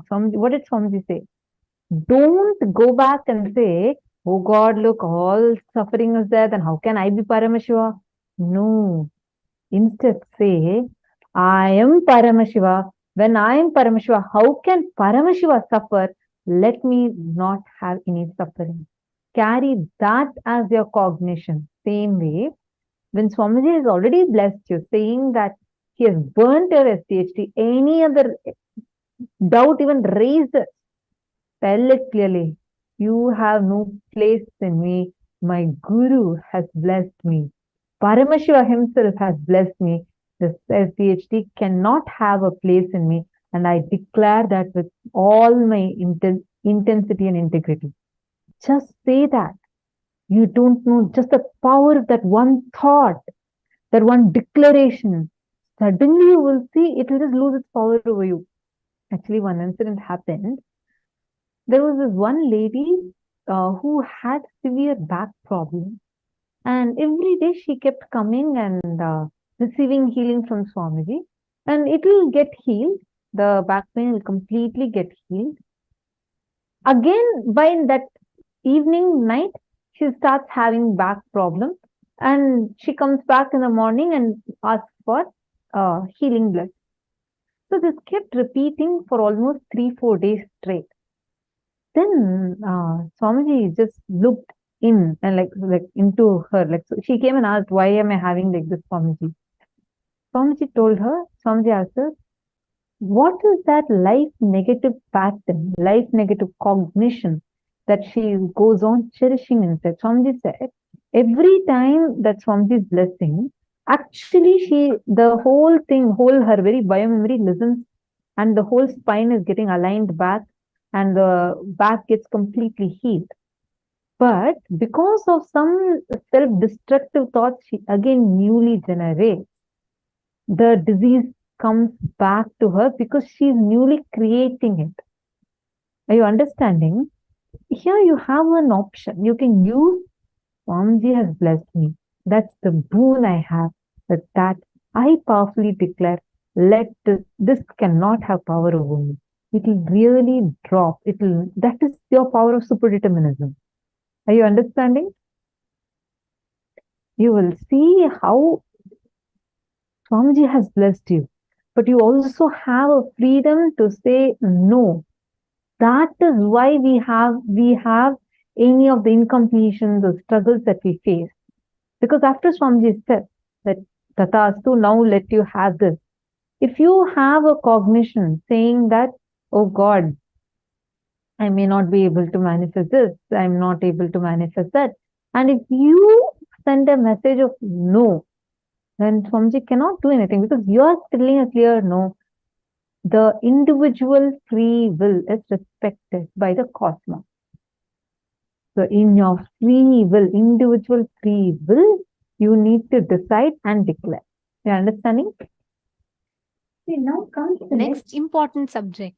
Once you have that free will, right? Once you decide with superdeterminism, another problem that many of us face in terms of executing something is the lack of motivation. Actually, when Swamiji hates the word motivation, because if something from outside motivates you today, that same thing from outside can make you stop being motivated. Motivation is a very temporary feeling that one has. So all the so-called motivational videos, everything, watch it. It'll only give you a temporary feeling to do. After that, again it drops because anything from outside is exhaustible, ephemeral. Only thing eternal is consciousness. So how can you have that eternal so-called motivation? But Swamiji uses a very beautiful word. How can you have that self-driving inspiration in you? Driven by yourself. Swamiji started at the age of 3. Why? Why Swamiji didn't have a life like normal kids would, as we think? From his young age, Swamiji started working. But the moment we say that, right, we all have visualization. Oh, so much of struggle, so much of suffering. With that, you have to do. But Swamiji redefined it completely. The most blissful, joyful. If you see, when you're around Swamiji, right, that's the thing I always love. If you're around Swamiji, you will not even feel like you're working. You will feel like, Swamiji is making some jokes, something was happening. When did all this work happen? We'll have no idea. Because that ego will not be playing in between. Actually, you all should listen to this session. It's a very, very beautiful session. Swamiji talks about self-driving inspiration. Just listen to this. And this is a very important session to prepare us for the darshan today. So let us all listen to this session.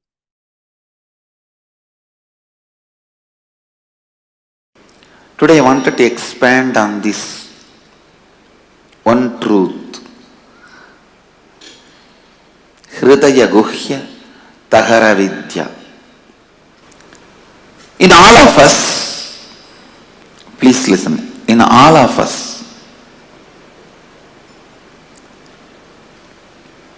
there is a strong cognition which is spontaneous for us, which forms the core of our heart, core of our being.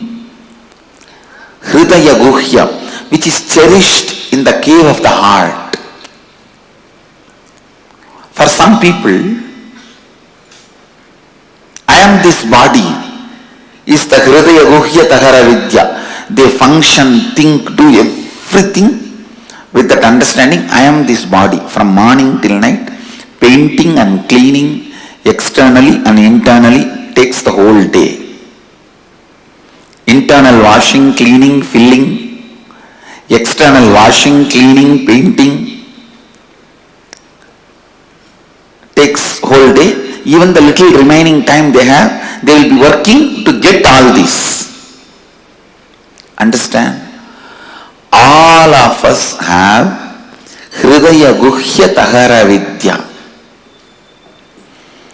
In our heart cave, a natural understanding, a spontaneous flow of knowledge Some people think mind, name and fame, the reward, joy.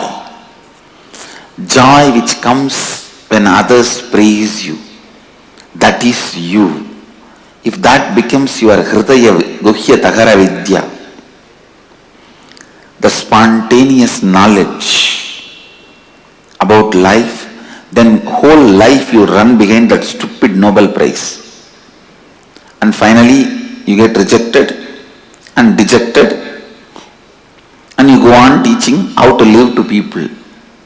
You need to understand what actually your hridaya guhya, in the heart cave, you think as your spontaneous cognition about inner image, outer image, life image and others image. Spontaneously what do you think? Understand? Spontaneously what you understand. Spontaneously what you carry. I wanted every one of you to know, spontaneously what you carry is what you brought from the past birth. That is what you brought from the past birth. My hridaya vidya, hridaya guhya tahara vidya, the spontaneous cognition, knowledge I brought in my heart cave is completely aligned to all these four images. Completely aligned to all these four images. Aligned to all these four images. Listen. Completely aligned to all these four images. I may want to repeat this again and again till you listen. Listen. That was my spontaneous flow of life. What you feel inside you as you, what you declare outside you as you, what you want others to experience you as you, what you feel about others and the world. Aligning all these four to best and constantly, please listen, the life happening in you, every moment you feeling I exist is like energy. To whatever you want, you can infuse that life into it. If you constantly think, I have so much of SDHD, I can never be successful, more and more you associate yourself with that, that becomes alive. Understand? In the beginning you may not be able to change what happens outside, but you will be able to always change what happens inside. So decide, even for a few minutes, you will not empower, energize the concept that you are a failure, you are struggling, you are. Few days before, one of my Swami was telling, I complete and get out, again I fall back, and complete and get out, again I fall back. You want to enjoy this personality. You are enjoying this space. You want to empower this idea of I rise and fall, because you must be enjoying the effort, hard effort you are putting. Understand? Hard work is nothing but ignorance. You don't have intelligence to do the smart work. You are stupid enough not to do the smart work. What you do is called hard work. And if you enjoy hard work, nobody is going to say no, but you are stupid.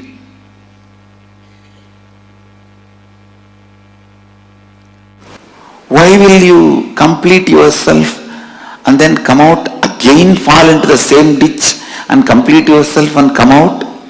Because you empower that cognition. I am struggling, sincere, seeker.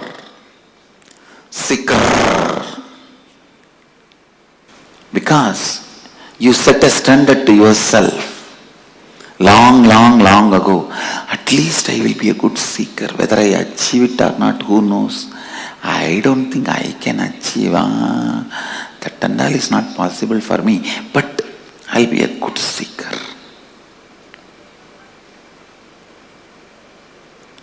And maybe that is the way you will try to get others' attention.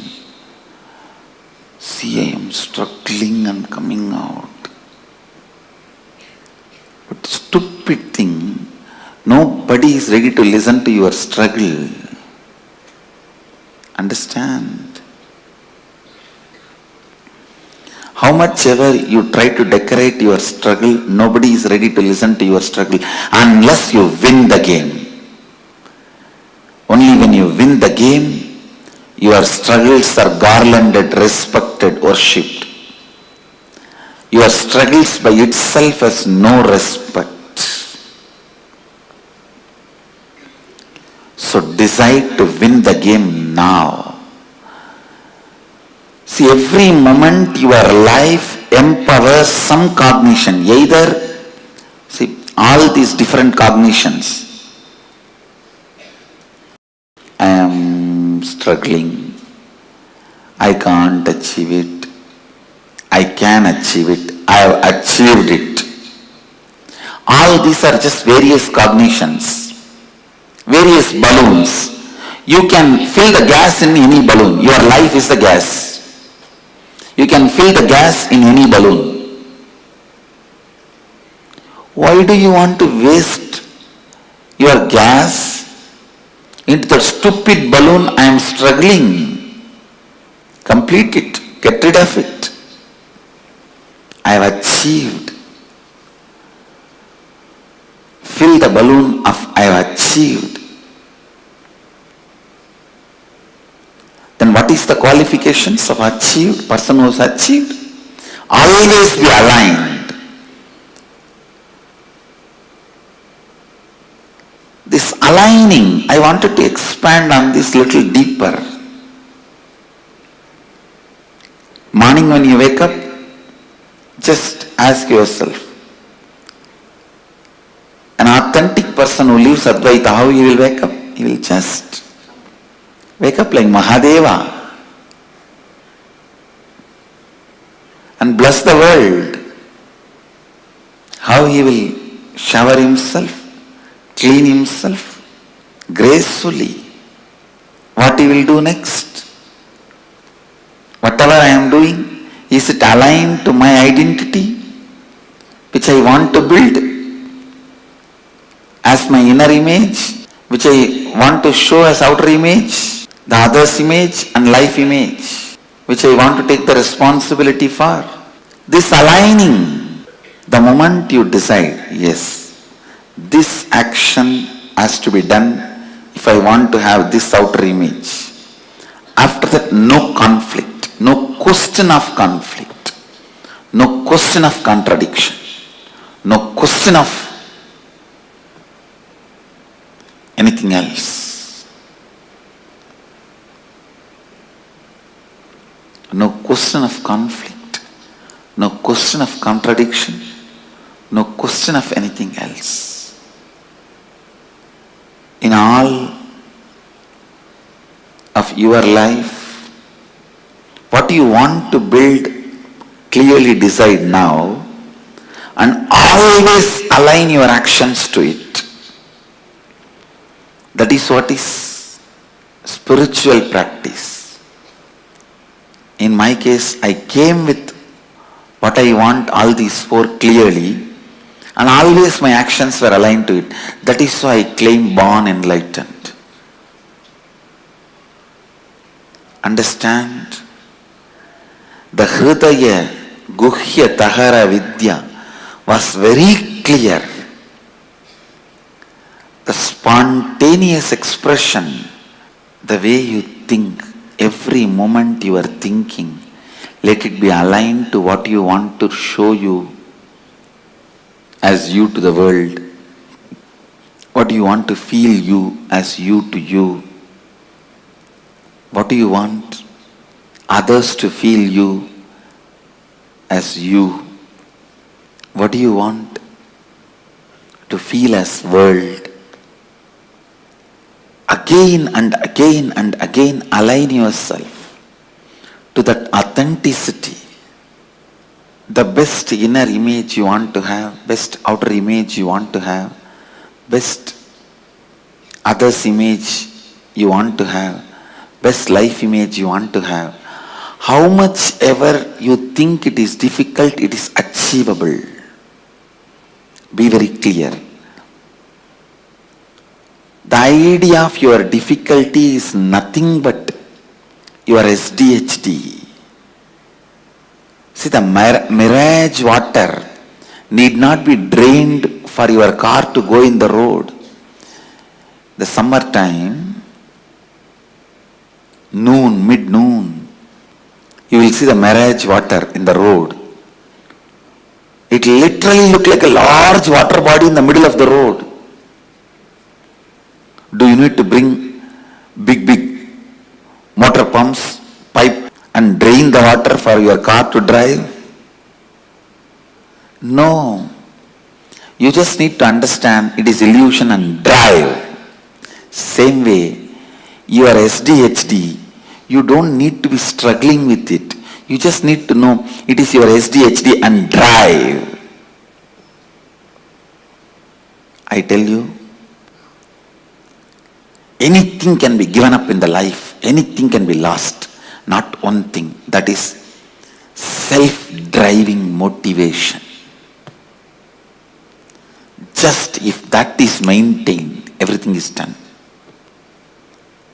The high self-drive, in anything you take it up. The high self-drive is life. Not having the high self-drive is death. That's all. That's all is life. Whenever in your life you lived with high self-drive, you are alive. Whenever it was lost, you are dead. Whenever you had high self-drive in your life, you were alive. Don't remember the moments of money as important moments in your life. Don't remember moments you have been rewarded, awarded as the important moments of your life. Don't keep those stupid photographs of your graduation, your lottery winning in your house as your important moments of the life. No. When that stupid cap was put and that certificate was given in your hand, you became intelligent. Don't keep that as a memorable moments of your life in your house. Whenever you had a high self-drive, those moments are the most memorable moments of your life. Keep them as the memorable moments of your life in your house. I tell you, high self-drive. Don't keep that stupid marriage photograph, your graduation photograph, all that as the memorable moments of your life. Your first baby, you bought a new house, first house. All these as the memorable moments of your life. No, all this happens as an accident. The high self-inspired drive moments you had in your life, those moments, memories of those moments, achievements of those moments, it might have been as simple as you took the lawn mower and mowed your whole house, whole lawn. Or you took the vacuum cleaner and cleaned your whole house. It can be as simple as those moments. Or you decided to hike the mountain and went on a hike. Or you decided to swim and swam for 2-3 hours. Or you decided to go for a long perpetual completion session and sat for 3-4 hours in the space of completion. It can be as simple as any one of these. High self-drive moments should be respected, celebrated, worshipped, remembered as the memorable moments of your life. All this, the first house you bought, the graduation certificate, your marriage, your first kid, all these can be social accidents. You say that social accident moments of my life. Keep them all in archives in your house. Social accident moments of my life. But only when you were living in the high drive. It can even be in your office without bothering about what money is going to come or anything. You just sat for 10 days and finished a project. Those moments, high self-drive moments, get them as the memorable moments of your life. Get them as memorable moments of your life. And they are only memorable moments of your life. They are only memorable moments of your life. They only need to be repeated. Understand?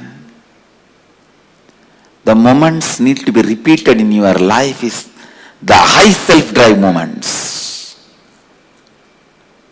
Not for money, neither for reward or for any other things. Just out of self-inspiration. The dharmic high drive moments you had in your life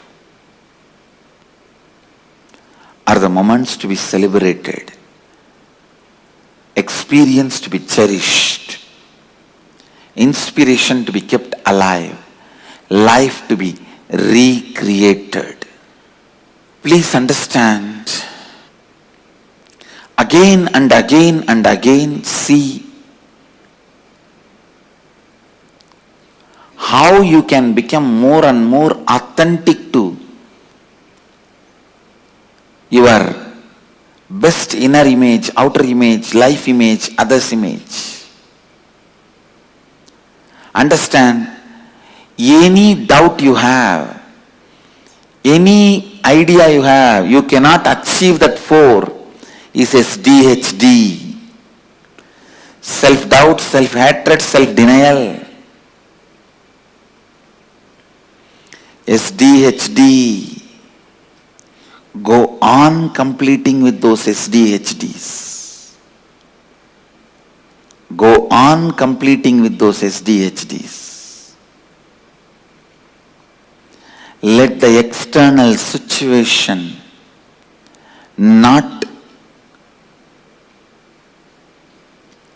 create SDHD in you, not encourage SDHD in you. Understand, the external situations should not be creating an SDHD in you. Constantly complete the SDHD and constantly align yourself to the declared identities, to the best identity. That is what I call Advaitic activism. Advaitic activism. This is what exactly I call Advaitic activism. Advaitic activism is my life. Advaitic activism is my message. I expect Advaitic activism to be your life. And Advaitic activism is our collective life. Understand, you need self-drive to complete SDHDs. No one can complete SDHDs for you. No one can complete. That is the only thing even Guru cannot do for you. Everything else Guru can do, and only Guru can do. But completing with SDHD, even Guru cannot do, only you can do it to yourself. That is the freedom you have to live or leave SDHD. Just decide. Living with SDHD feels good or leaving the SDHD feels good. Living with SDHD feels good or leaving the SDHD feels good. Understand? Living with SDHD feels good or leaving the SDHD feels good. Completing with SDHD, only you can do it to yourself. Again and again and again, demanding authenticity from yourself. Again and again and again, asking for authenticity from yourself. I tell you, if you retain your self-driving inspiration, whether you are grihastha or sannyasi, doesn't matter, you will become enlightened. If you lose your self-drive, whether you are a grihastha or a sannyasi, be very clear, you will be a failure. It is SDHD that matters. If you complete SDHD, you achieve it. If you are suffering, struggling with it, your life becomes hell. It is SDHD that decides whether your life is going to have the self-drive, enlightenment or not. SDHD is like a cow dung. If that is dumped, even the diamond will be covered. Even the diamond will lose its shining if just ordinary cow dung is dumped on it. But even if 1,000 years the cow dung was on diamond, the moment you wash the cow dung, diamond will again shine in its original glory. Even if you are suffering, struggling with SDHD for a million years, if you wash the SDHD now, your inner glory will stand up again. Understand? Come to the space of Advaitic activism. Come to the space of Advaitic activism. Come to the space of Advaitic activism. The more and more you align yourself, your declared inner image, best outer image, best others image, best life image. The more and more you tune yourself to that, more and more you become authentic. The more and more you become authentic, the more and more you live enlightenment.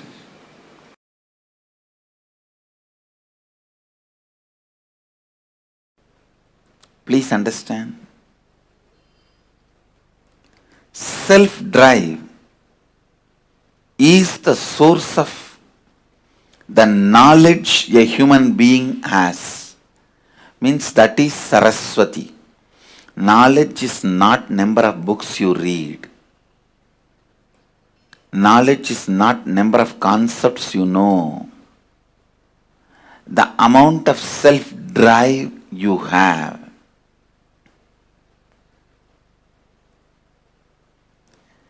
understand, giving a right context to the self-drive is only the job of Saraswati, knowledge. When there is a right context, the self-drive never gets dried up. If it gets dried up, it is from the wrong context. It is the lower level pleasures. It is not self-drive. Self-drive which gets dried up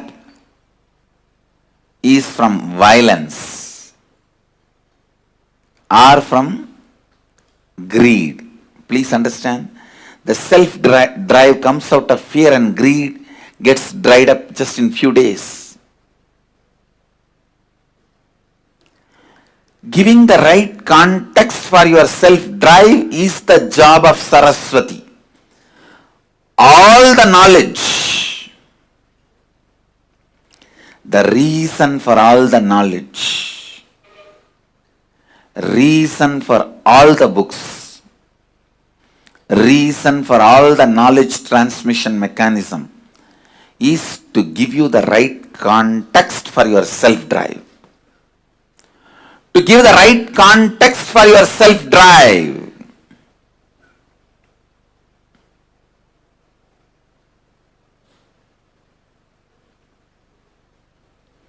Giving the right context for your self-drive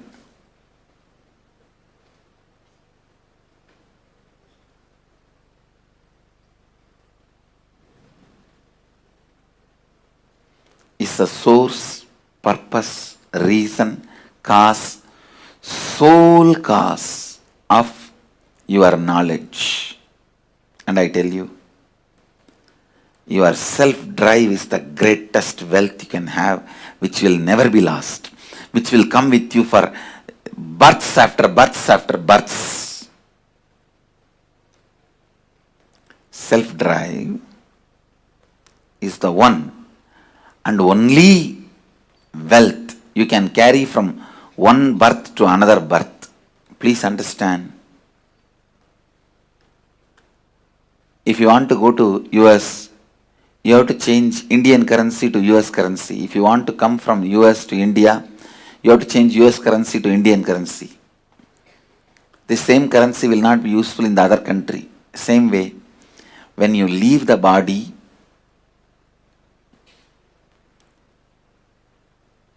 whatever you accumulated in this birth, wealth, life, relationships, properties, nothing will be useful in the next birth. But the self-drive you accumulated will be there with you in your biomemory as your asset. I tell you, self-drive is the Lakshmi. Self-drive is the ultimate wealth, ultimate asset.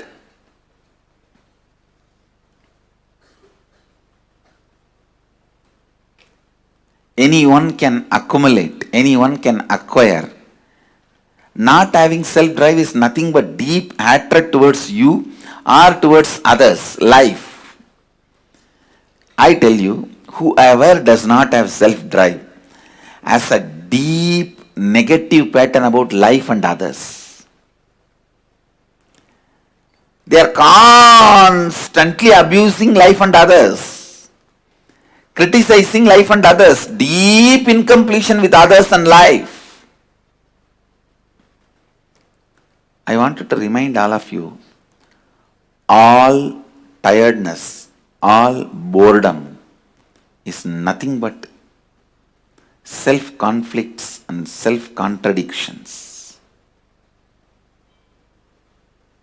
Self-conflicts and self-contradictions. Self-conflicts and self-contradictions. People with self-drive are rewarded by Kala Bhairava with life. People who don't have that are slammed by life, Kala. Understand, self-drive is life. From the right context, self-drive from the right context, self-drive from the right space.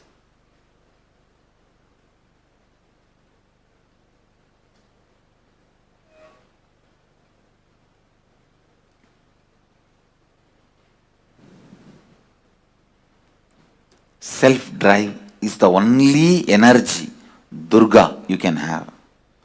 Nothing else is energy. Not your muscle power or your thinking power. All that are not the top energy. Self-drive is the energy of life. Understand? Self-drive is Saraswati. Self-drive is Lakshmi. Self-drive is Durga. Driving yourself constantly, I tell you. Anything stops your self-drive from the right context is incompletion. Immediately complete with it and get rid of it. The verse in Bhagavad Gita, the words of Sri Krishna, Uttared Atmanatmanam Atmanam Avasadayet. This is the exact interpretation I will give.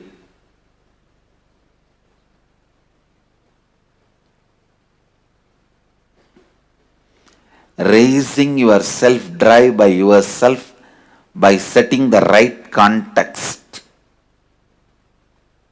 You will be a great friend for yourself. If you can't raise your self-drive by yourself by setting the right context, you are the greatest enemy for you. It is the self-drive that makes you king or beggar. It is the self-drive that gives you self-respect or not. It's a self-drive that gives you the ability to exist. That is a self-drive that gives you the strength to live. Self-drive is the love for life.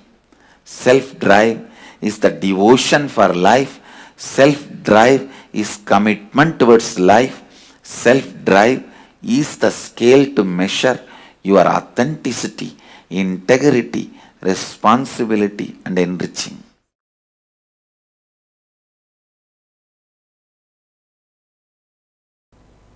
I tell you,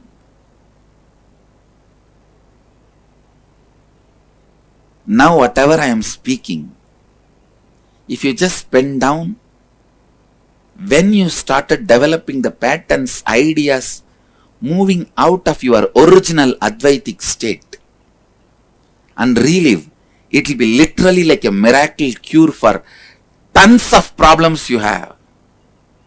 Even not having self-drive is a problem. If you find out when you lost the Advaita, that is the time you would have lost your self-drive for life.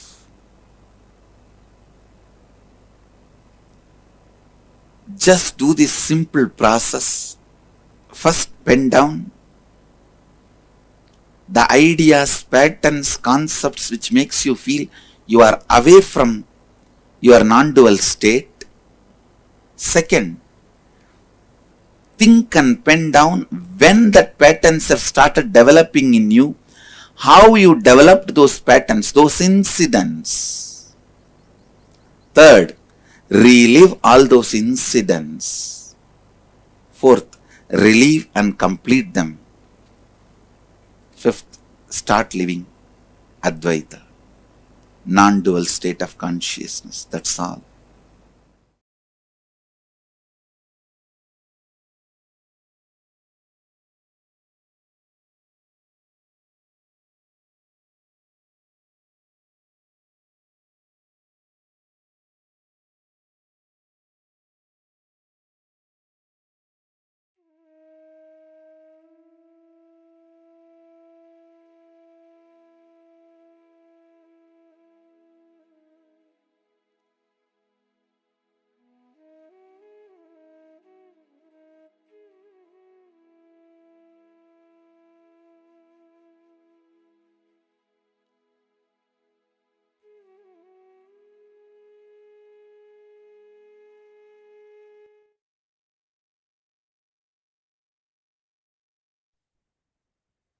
You don't need to wait for suddenly somewhere something to happen from outside for you to be inspired to do something. Self-drive, where the source of your inspiration is not something ephemeral, not something from outside, but something eternal, something from inside, which drives you. The cognition, the right powerful cognitions drive you to achieve your goal, achieve what you want to achieve in life. Today, Gangadhara Murti and Ganga Visarjana Murti represent this exact principle of Paramashiva, will persistence. The will power, the will persistence, not the will arrogance. I'd like to start with the same exact words that Swamiji had told, which we had started with from the morning. Ganga breaks Himalayas not because of her power, but by her persistence. Will persistence is the key, and we've all been listening to that from morning till now. And it is time that we receive that will persistence as an experience in our inner space. It is time that we receive the initiation into super-determinism. So we all learned about will persistence, we learned about super-determinism, and now let us experience that directly from the initiation with Swamiji. Okay, one of the Chinese participants is asking, Ma, can you explain what happens when Swamiji blesses you? Yes. See, Ma, when Swamiji blesses us, right? Swamiji is literally, this is the best example for us to understand. So let's say if I am in the ground floor of a building, okay, I can see 3 meters, something, just a few steps away in front of me, I can have a little bit of a view. If I go to the 3rd floor, I can have a little bit more extended view. And if I go to the 10th floor of the building, then I'll have a lot more vision, correct? Now, all of us are currently standing on the ground floor. It's like you're standing on the bottom ground floor and you're in the road. And Swamiji, who's on the 10th floor, can see that a truck is approaching. The truck is driving in an uncontrollable speed and it may approach you anytime.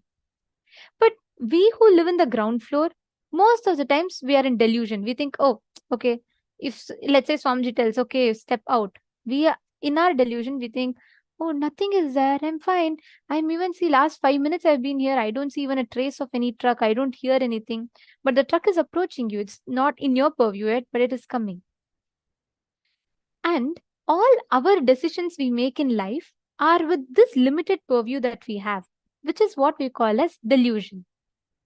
And Swamiji, who's on the 10th floor, can have a whole view. He's literally on the sky. He means he can have the full view. So Swamiji knows what is going to happen. Swamiji knows if you head in this path, what will happen. If you move out, what will happen. What should you do, what you should not.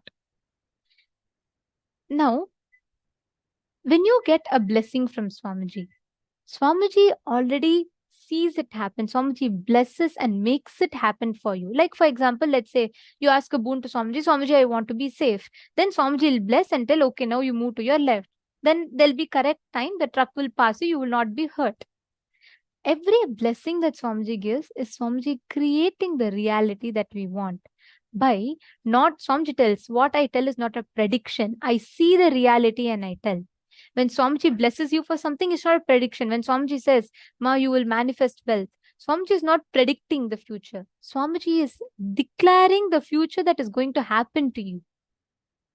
Are you catching it? I'm sorry, I'm not getting your name. It's in Chinese text. But are you understanding? Well, is this answering your question? So when Swamiji blesses you, right, Swamiji is literally giving you that pointer based on which you can operate, make decisions for your life. Okay, I see you said you understood. Wonderful. So that is what is blessing. So every time you ask a boon to Swamiji and Swamiji is saying Tathastu, Swamiji has already made it happen for you. He's seen it happen and Swamiji is giving you that blessings, that guidance for you to take steps to make it happen. Yes. And I just wanted to add to that. We understand whenever Swamiji blesses you, today Swamiji is explaining in the satsang, Swamiji explained about the Hridaya Guhya and the most innermost core of you. That's something that you cherish the most. It's like you have the air, whichever balloon you want to blow into, the balloon will take that shape. Means you have that feeling, I exist.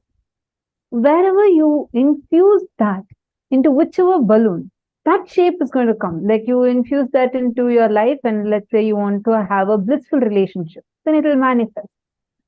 Awakening that Hridaya Guhya of you, giving you the power, giving you the right knowledge, the right decisions that you can make, and empowering you with the power to harness that super determinism in you to impact, decide, and transform your very reality. That is the power of Swamiji's initiation.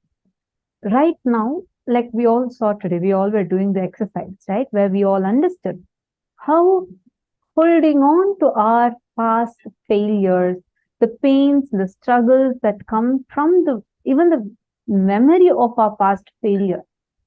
We are afraid, or even we have almost given up to even take a decision or declare something and say that, okay, I am declaring this, let this become reality. We are afraid of that. We are not even clear. That's what Swamiji explained very powerfully, as how whenever things are happening the way you don't want it, you usually think life is predestined. And sometimes when you are in a high, you feel like, yes, whatever I declare, whatever I want is happening. Then you feel that, okay, life is free will. Neither predestined or free will are complete cognitions, because both of these are based on the situations happening outside, and that impacting your reality, the subjective reality that you carry about yourself and about life. Instead, when that subjective experience of you becomes Paramashiva, from that, when you declare, this is what I want, let this manifest into reality, that is super-determinism. Making that subjective reality, the experience of the subjective reality of yourself and the subjective reality of life and the happenings around you, to the space of Paramashiva, as Paramashiva you experiencing it, making you move from Aham to Paramashivoham, is what Swamiji will be doing during the initiation, where deep inside of you, in your cherished innermost core of you.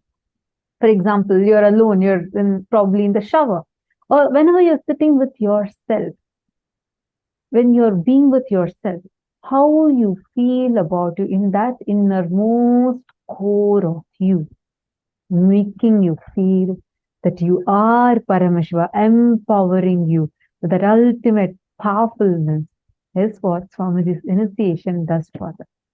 It transforms the very feeling, the idea, the identity we carry about ourselves, even in that innermost core.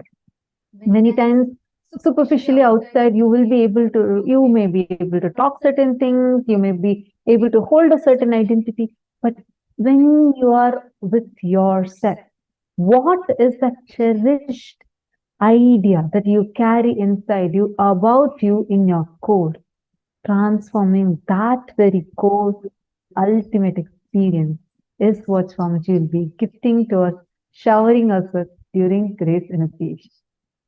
And today we are going to be receiving the darshan of Ganga Dharamurti and Ganga Visarjanamurti forms of Paramashiva. Like we all listen to Swamiji himself narrating the story of how Devi Ganga happens to planet Earth, right? How she comes from the Satya Loka to Bhuloka.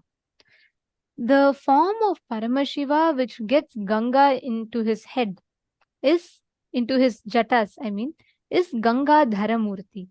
The form of Paramashiva through which he releases the Ganga to planet Earth is Ganga Visarjanamurti. These two are the forms of Paramashiva that we are going to be having the darshan of today. We will now be chanting the Dhyana Shloka of this form of Paramashiva.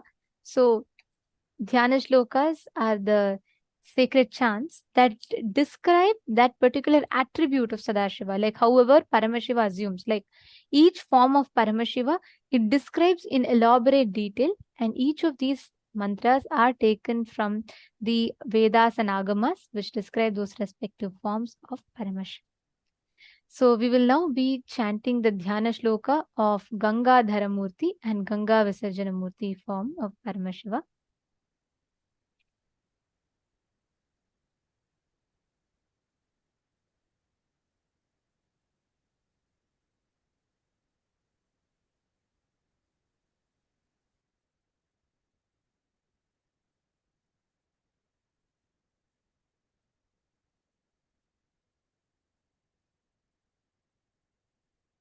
ततो हैमवति ज्येष्ठा सर्वालोकनमस्कृता तदा साति महद्रूपं कृत्वा वेगं च दुस्सहम् आकाशपाददामा शिवे शिवशिरस्युतः अचिन्त्यश्च सा देवी गंगा परमधुर्धरा विश्व्याम्यहं हि पातालं स्तोतसागृह्यं शङ्करं तस्यावलेपनं ज्ञात्वा वृद्धस्तु भगवान् हरः तिरोभावयितुं बुद्धिं चक्रे त्रिनयनस्तदा सा तस्मिन् पतिता पुण्या पुण्ये रुद्रस्य मूर्धनि हिमवत्र प्रतिमे राम जटामण्डलगह्वरे सा कञ्चित् मही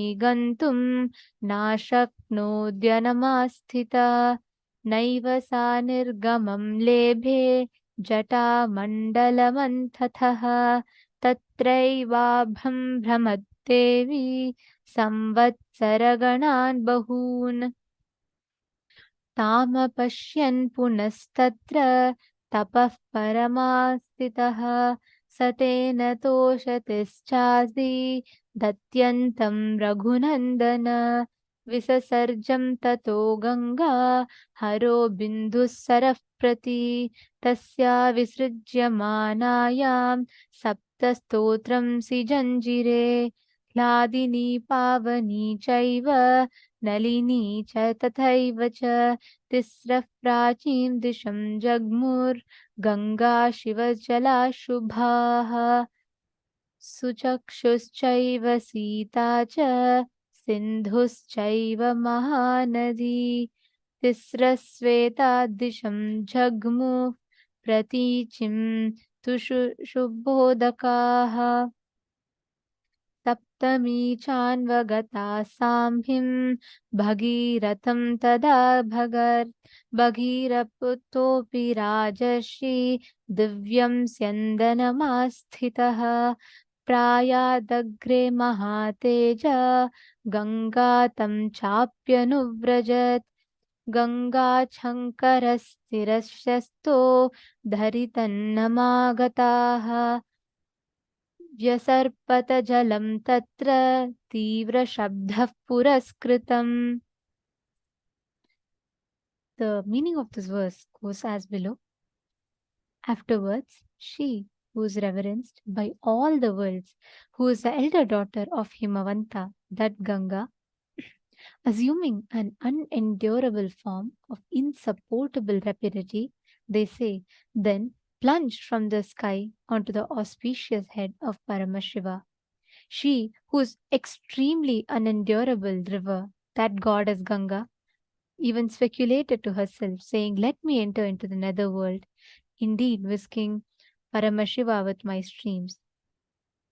Discerning her ego, Paramashiva, then on his part, that three-eyed god Paramashiva pent up her in the tufts of his matted locks, his jatas, and, O Rama, she, that holy river Ganga, swooped down into the cavernous curls of the matted hair of Paramashiva, and she became a detainee in them. Though she strove hard in one way or another to reach earth, that Ganga is rendered incapable, as she could not gain access for an outlet from any edge of the coils of the jatas of Paramashiva. Hence, she is held there in durance while. Devi Ganga whirled round and round in coils of tufts alone for many numbers of years. And when Ganga's liberation from those coils is intangible, Bhagirath again firmed up in a marvelous penance in the matter of her descent to earth. O Rama, the legatee of Raghu, with the aces of Bhagirath, Paramashiva is very much pleased, and thereupon he has released Ganga, aiming at the Bindu lake in Himalayas. While Paramashiva releases Ganga into Bindu lake, 7 streams have emerged out of it. Thus, 3 auspicious Gangas with holy waters have cruised eastward, which are known as Hladini, Pavani, and Nalini. Also, thus Suchakshu, Sita, and the excellent river Sindhu are the other 3 rivers which streamed to the westward direction with their holy waters. Of them, the 7th, Ganga, flowed towards the path of Bhagiratha's chariot, and that great resplendent and kingly sage Bhagiratha, sitting in a divine chariot, moved ahead, and even Ganga followed him. Thus, Ganga came from heaven onto Shankara's head, and from there onto the earth. And there, on earth, waters advanced with a tumultuous sound, advancing them. Thus is the happening of Ganga, the very form of Paramashiva, through which he receives Ganga on his head and releases Ganga for humanity.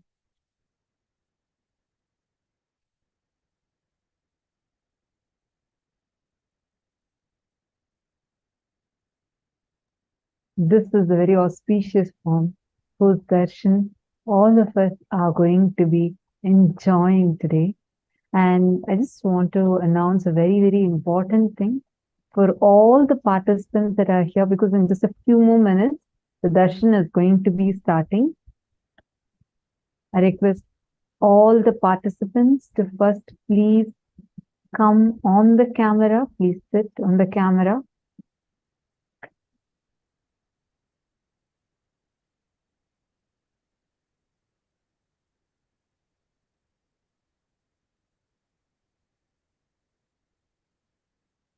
Understand, during the darshan, Swamiji himself will be personally blessing all of our messages. Whatever boons, prayers that you have, you can put it in the chat to Swamiji. Please make sure you're putting it in all the platforms. You can put it via Zoom, YouTube, Facebook, WhatsApp, Twitter, and Instagram.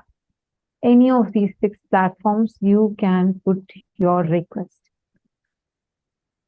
Through any of these platforms, even Facebook, through these 7 platforms you can put. So, whenever at any of these platforms, Bhagavan's eyes fall on your message, immediately he blesses it and you will see it become reality. One important thing, we are noticing that many of you are putting in only one platform. We humbly request all of you to put it on all these platforms so that you don't miss out on receiving the blessing, because Bhagavan's eyes can fall on any of the platforms at any time.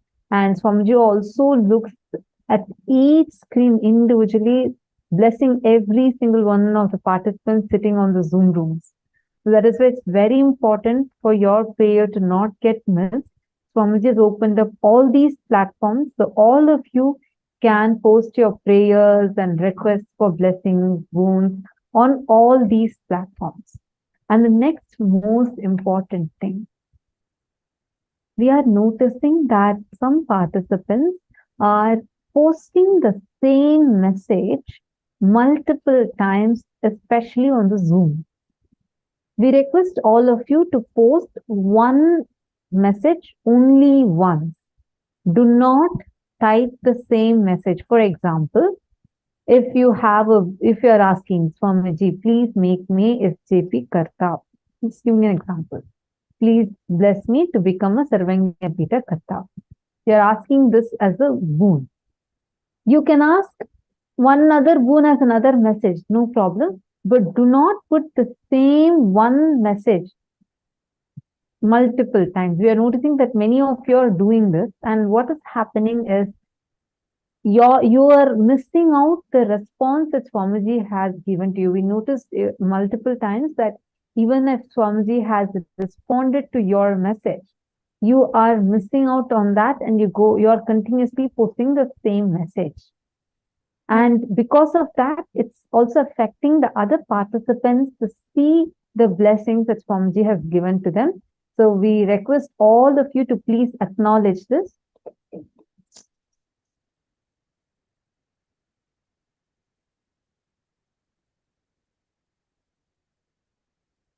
And also, along with that, all the participants that are sitting in the darshan, every time you are posting a message, please be assured that every message is being seen directly by Swamiji, and we will be receiving the boons and blessings.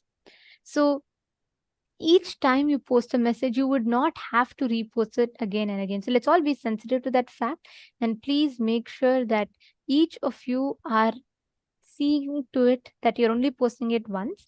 And pertaining to social media, you can post all your questions, messages in all of the social media platforms, right? You can post it in all of the social media platforms. That should not be a problem.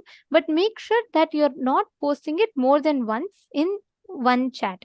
You'll only be posting it once. You can post any number of boons that you want. You can ask for health, wealth, relationships, any number of boons that you want. But make sure that you're posting it only once.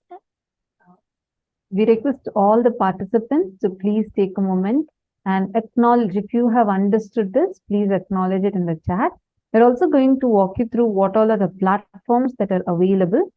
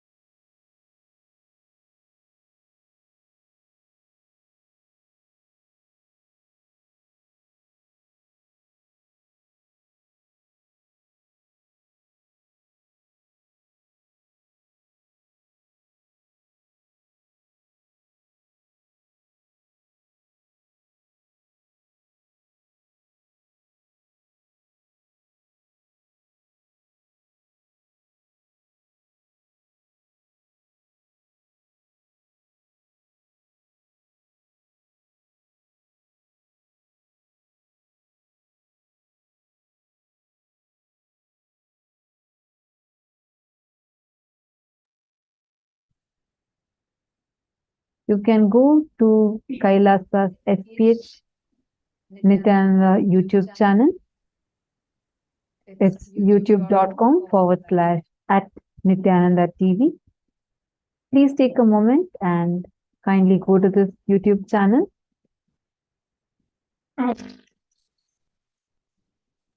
Once you go to the YouTube channel, you will see a live video right on top of the YouTube channel. So please go to the live video. Don't forget to like and subscribe to the YouTube channel and hit the bell icon, and go to the live channel, and you can leave your prayers, boons, requests, everything as a comment in the live videos comment section. So you can comment it there, and you will be receiving the blessings even there as well. So you all can comment your prayers, boons, blessings, requests, etc. on the live chat of YouTube. And also do share this link and invite your friends, your close ones, near and dear ones to watch the darshan and enjoy it as well. The next is WhatsApp. So yes, Paramashiva is available to you on your WhatsApp as well. So you can head to kailasa.org, our official website, and click to join the WhatsApp community.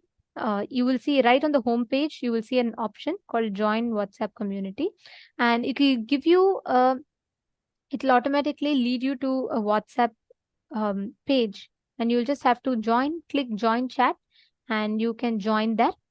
And in this chat, you can ask all your prayers, blessings, requests to Swamiji. The next is Twitter. On Twitter, you can go and find Swamiji's official Twitter handle, which is @Sri-Nithyananda. And you can go to that Twitter handle, and you can post your questions there. So once you go to Twitter, don't forget to follow Swamiji on Twitter, and you can see the top pinned tweet. And make sure you go to the pinned tweet and use the hashtag #AskTheAvatar in that pinned tweet, and you can post a reply to that tweet with hashtag #AskTheAvatar, and you can post your prayers on Twitter.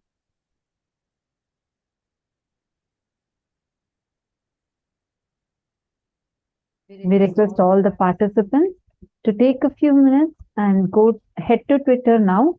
And if you are able to see this and you're able to reply to the pinned tweet, kindly let us know. We'll give you all a few minutes.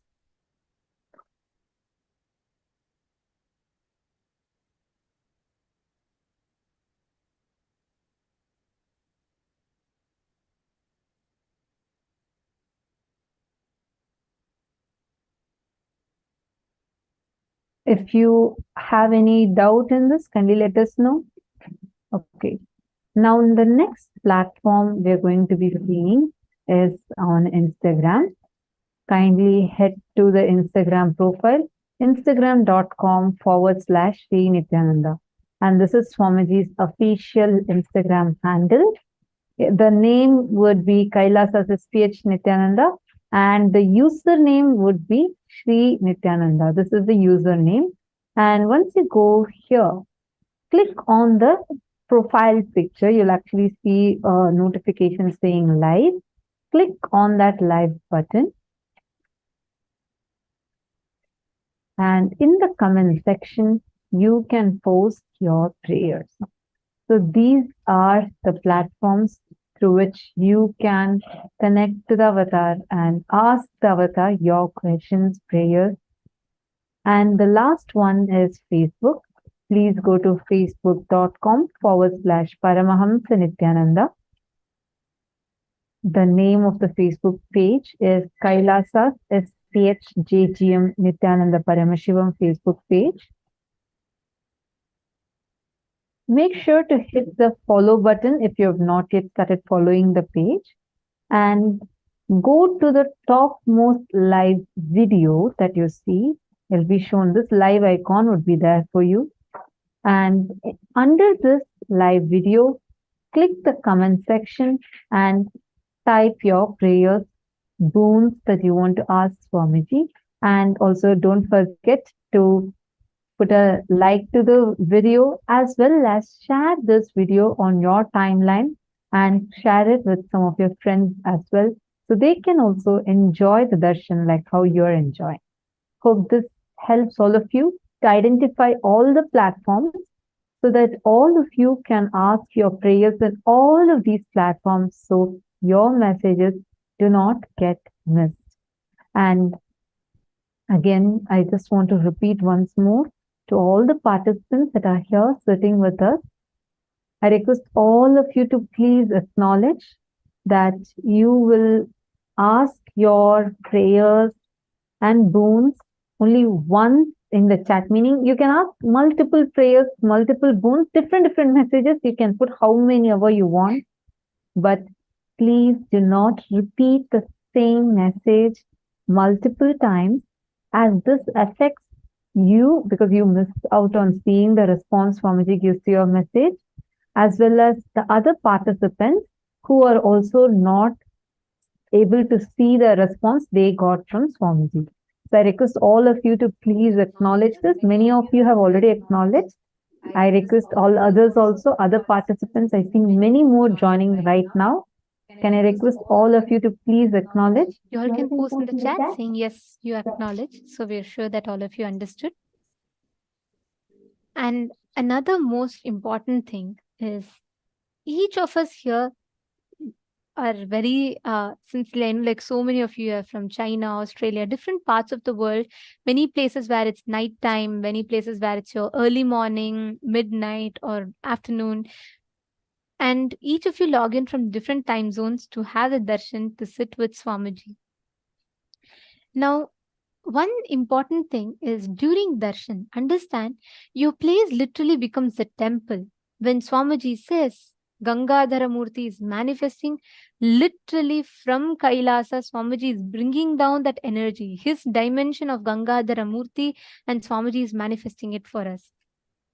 So every one of you that are sitting here, understand the darshan space is extremely sacred. So do not move around, do not stretch your legs, do not look away from the camera. This moment is where you are coming face to face with the divine. It's a very sacred, powerful process. So make sure we are maintaining the sanctity, the sacredness of the darshan. Please do not stretch your leg, do not lie down, do not put your camera facing the ceiling. If any of this happens, our digital security will be moving you all to the waiting room. But apart from that, take every step to make sure that you are maintaining that sanctity of the space, sanctity of the darshan. When when Swamiji is blessing you as Ganga Dharamurti and Ganga Visarjanamurti, he is literally giving you that energy to manifest your reality. He is creating the reality for you. Every word of Swamiji's is an initiation. And in this sacred space, every one of us need to make sure that we are maintaining the sanctity and each of us are receiving the best experience from the darshan. So I request every one of you to please sit straight and settle down in front of the cameras. We're all going to be entering into the darshan. Please sit straight. Sit with your head, neck and spine in a straight line. Now, enter a deep meditative state. Start chanting the Mahavakya. Om Nithyananda Paramashivoham. Intensely chant the Mahavakya. Prepare your inner space to receive the darshan.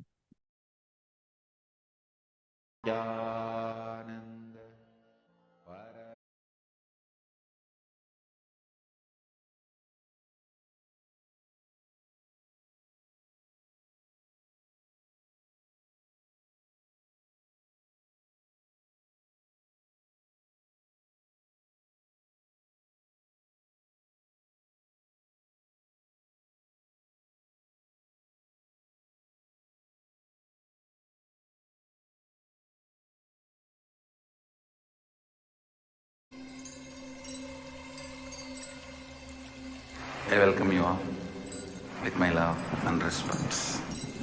Let you all open all your three eyes. Om Nithyananda Paramashivoham.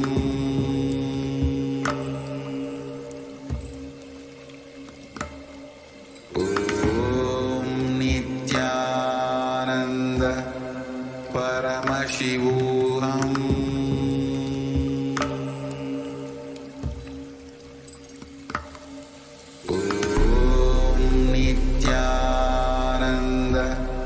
Paramashivoham.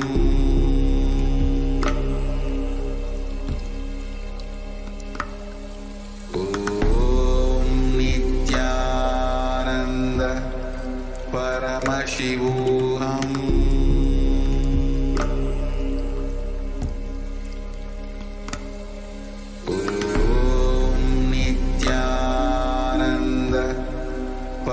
Paramashivoham.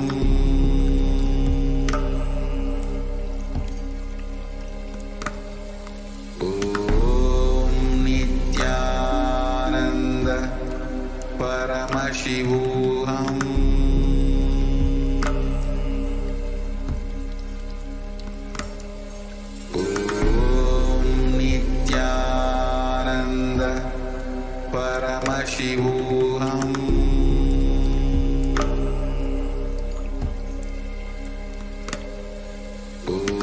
Om Nithyananda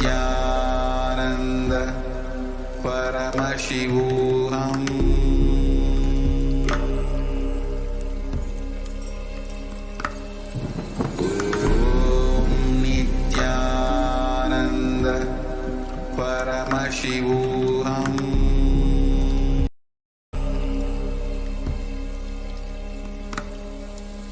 Om Nithyananda Paramashivoham.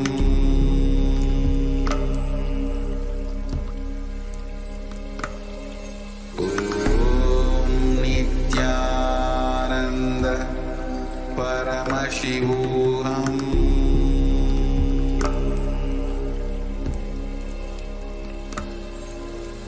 Om Nithyananda Paramashivoham.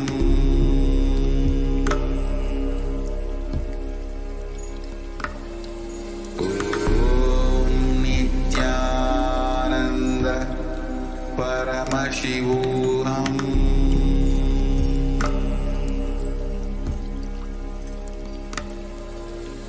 Om Nithyananda Paramashivoham.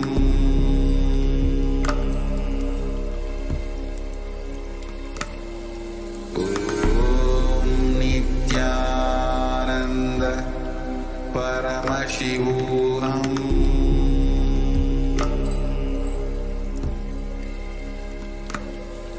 Om Nithyananda Paramashivoham.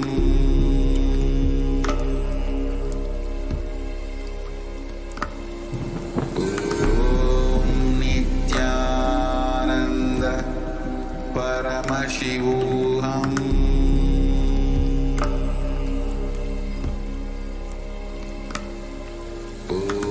Om Nithyananda Paramashivoham.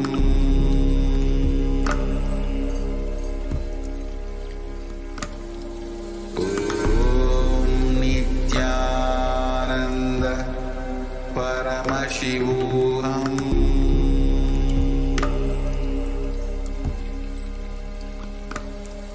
Om Nithyananda Paramashivoham.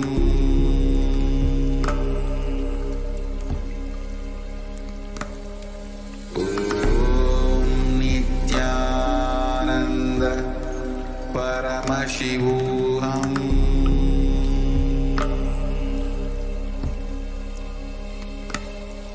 Om Nithyananda Paramashivoham.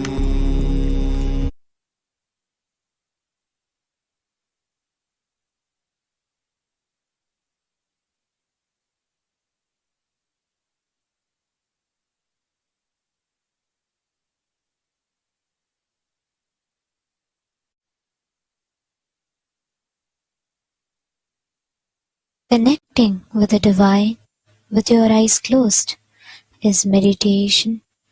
Connecting with the divine with your eyes open is darshan. Come, let us all now move from meditation to darshan. Slowly, very slowly, please open your eyes.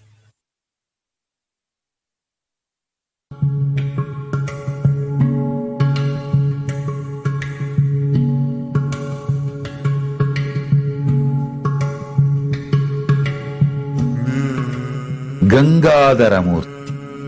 This is the manifestation where Paramashiva receives Ganga from Satya Loka in his jata. Ganga Visarjanamurti. Ganga Visarjana is releasing Ganga to the Bhuloka. Transformer. He receives it and gives to the level which is needed. Largest worshipped single deity on the planet Earth is Ganga. The very context for our coming to planet Earth is for completion. Bhagirath's forefathers were incomplete, and to complete them, Bhagiratha brings Ganga to planet Earth. That's the journey of Ganga Mata. That is exactly should be the journey of each one of us. First, get into the head of Mahadeva, Sahasrara, the space of enlightenment. From there, just flow to the whole world.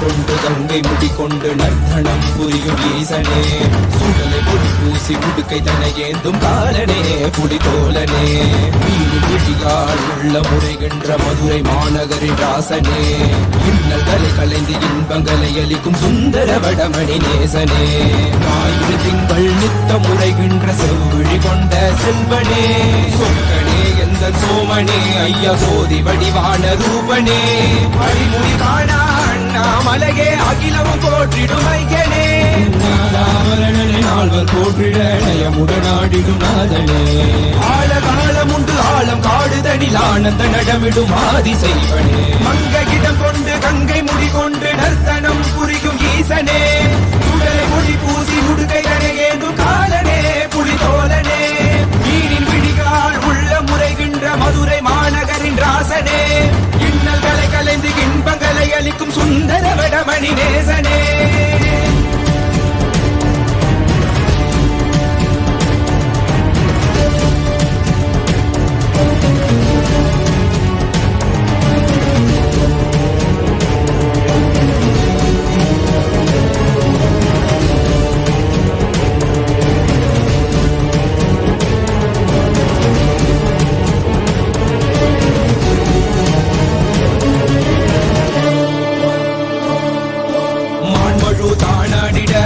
மங்கையவளிடம் கொண்டு நீயாடிவாடியார் திருவினைகள் தீர்த்தருளவே நித்யனே இடவத்தின் மேலேறிவா என்றென்றும் ஈசனை தானாடிட புவிதனி சுந்தரனே நீயாடிவா தினமும் நீ விசும்பு தந்தருளவே நேசனே மலனே நீயாடிவா இமையோர்கள் இன்னலை கலந்திடும் தேவா தேவாதி தேவா சதா சிவா பாபா குருவாக வந்து திருவருள் புரிவாய் நித்யானந்தனே முக்தி தரவாவா பிறதியில் உரைகின்ற பிரமனே நீயாடிவா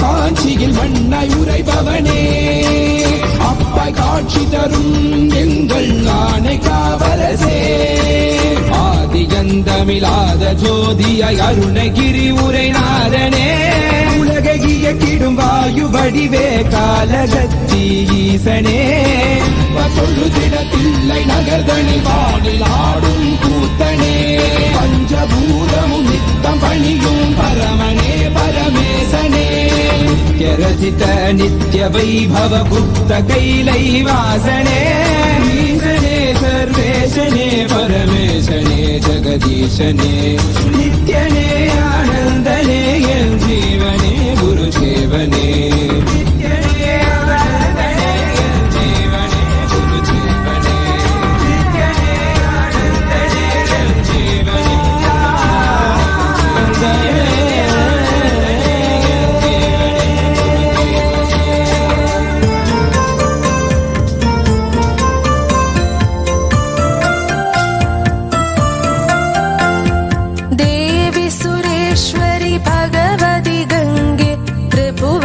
तारिणि तरल तरंगे शंकर मौलि विहारिणि विमले मम मतिरास्तां तव पद कमले भागीरथि सुखदायिनि मादा तव जल महिमा निगमे ख्यादा नाहं जाने तव महिमानं पाहि कृपामयि मम ज्ञानम्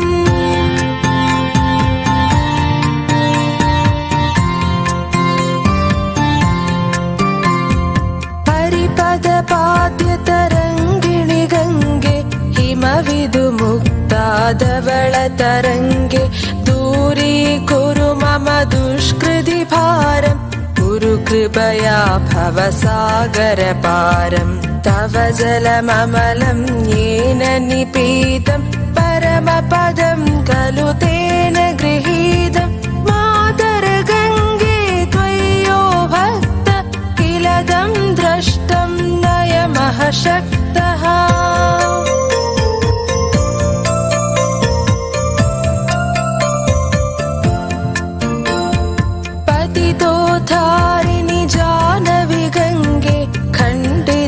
गिरिवरमण्डितभङ्गे भीष्मजननि खलु मुनिवरकन्ये पतितनिवारिणि त्रिभुवनधन्ये कल्पलतामिव फलदां लोके प्रणमति यस्त्वां नापदिशोगे पारावारविहारिणि गङ्गे विमुखयुवति कृततरलापाङ्गे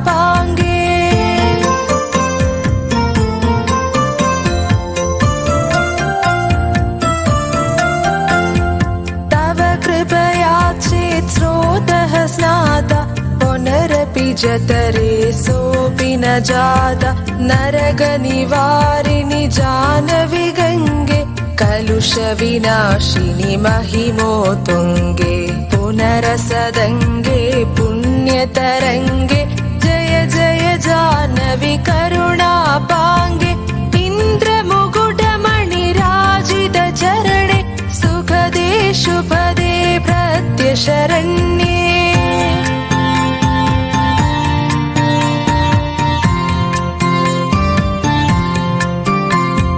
रोगं शोकं तापं पापं हर मे भगवति कुमति कलापं त्रिभुवनसारे वसुधाहारे त्वमसि गतिर्मम खलु संसारे अलगानन्दे परमानन्दे कुरु करुणामयि कादरवन्दे तव तदनिकदे यस्य निवास खलु वैकुन्दे तस्य निवासः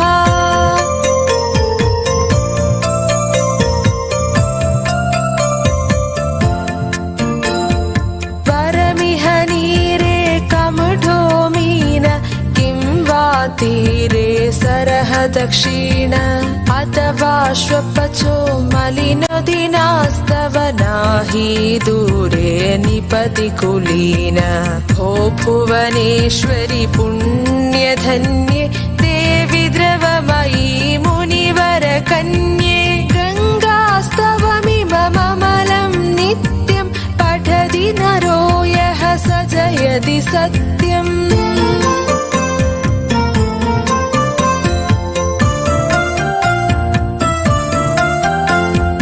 तेषां हृदये गङ्गा भक्तिस्तेषां भवति सदा सुखमुक्ति मधुरमनोहर पच्छडिकापि परमानन्दकरलिदलापि गङ्गास्तोत्रमिदं भवसारं वाञ्छितफलदं विमलं सारं शङ्करसेवक शङ्कररचितं पठति सुखी स्तव इति च समाप्तः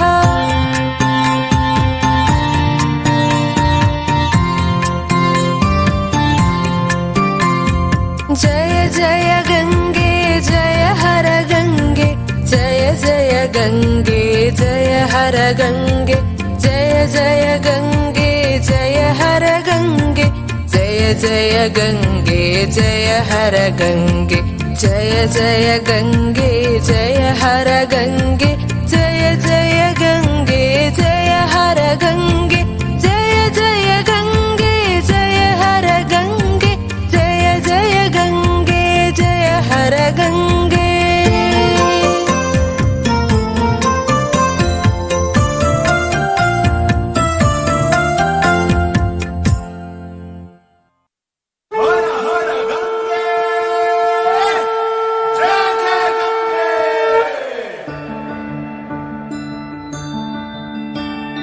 नामों में तेरा नाम बड़ा, हर युग में तेरा काम बड़ा। नामों में तेरा नाम बड़ा, हर युग में तेरा काम बड़ा। हो कोई धाम कोई तीर्थ, तीर्थों में तेरा धाम बड़ा।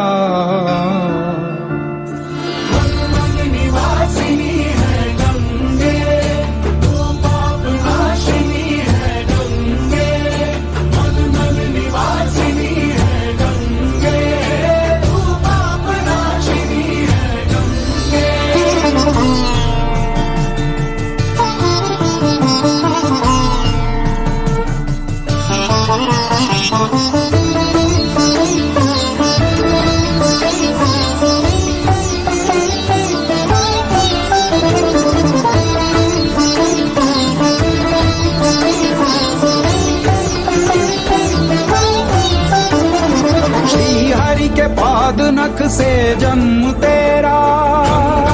गंगा जय जय गंगा, ब्रह्मा का मंडल भवन है तेरा। गंगा जय जय गंगा, शिव की जटा पे उतारी गई। गंगा जय जय गंगा, भागीरथी तू पुकारी गई।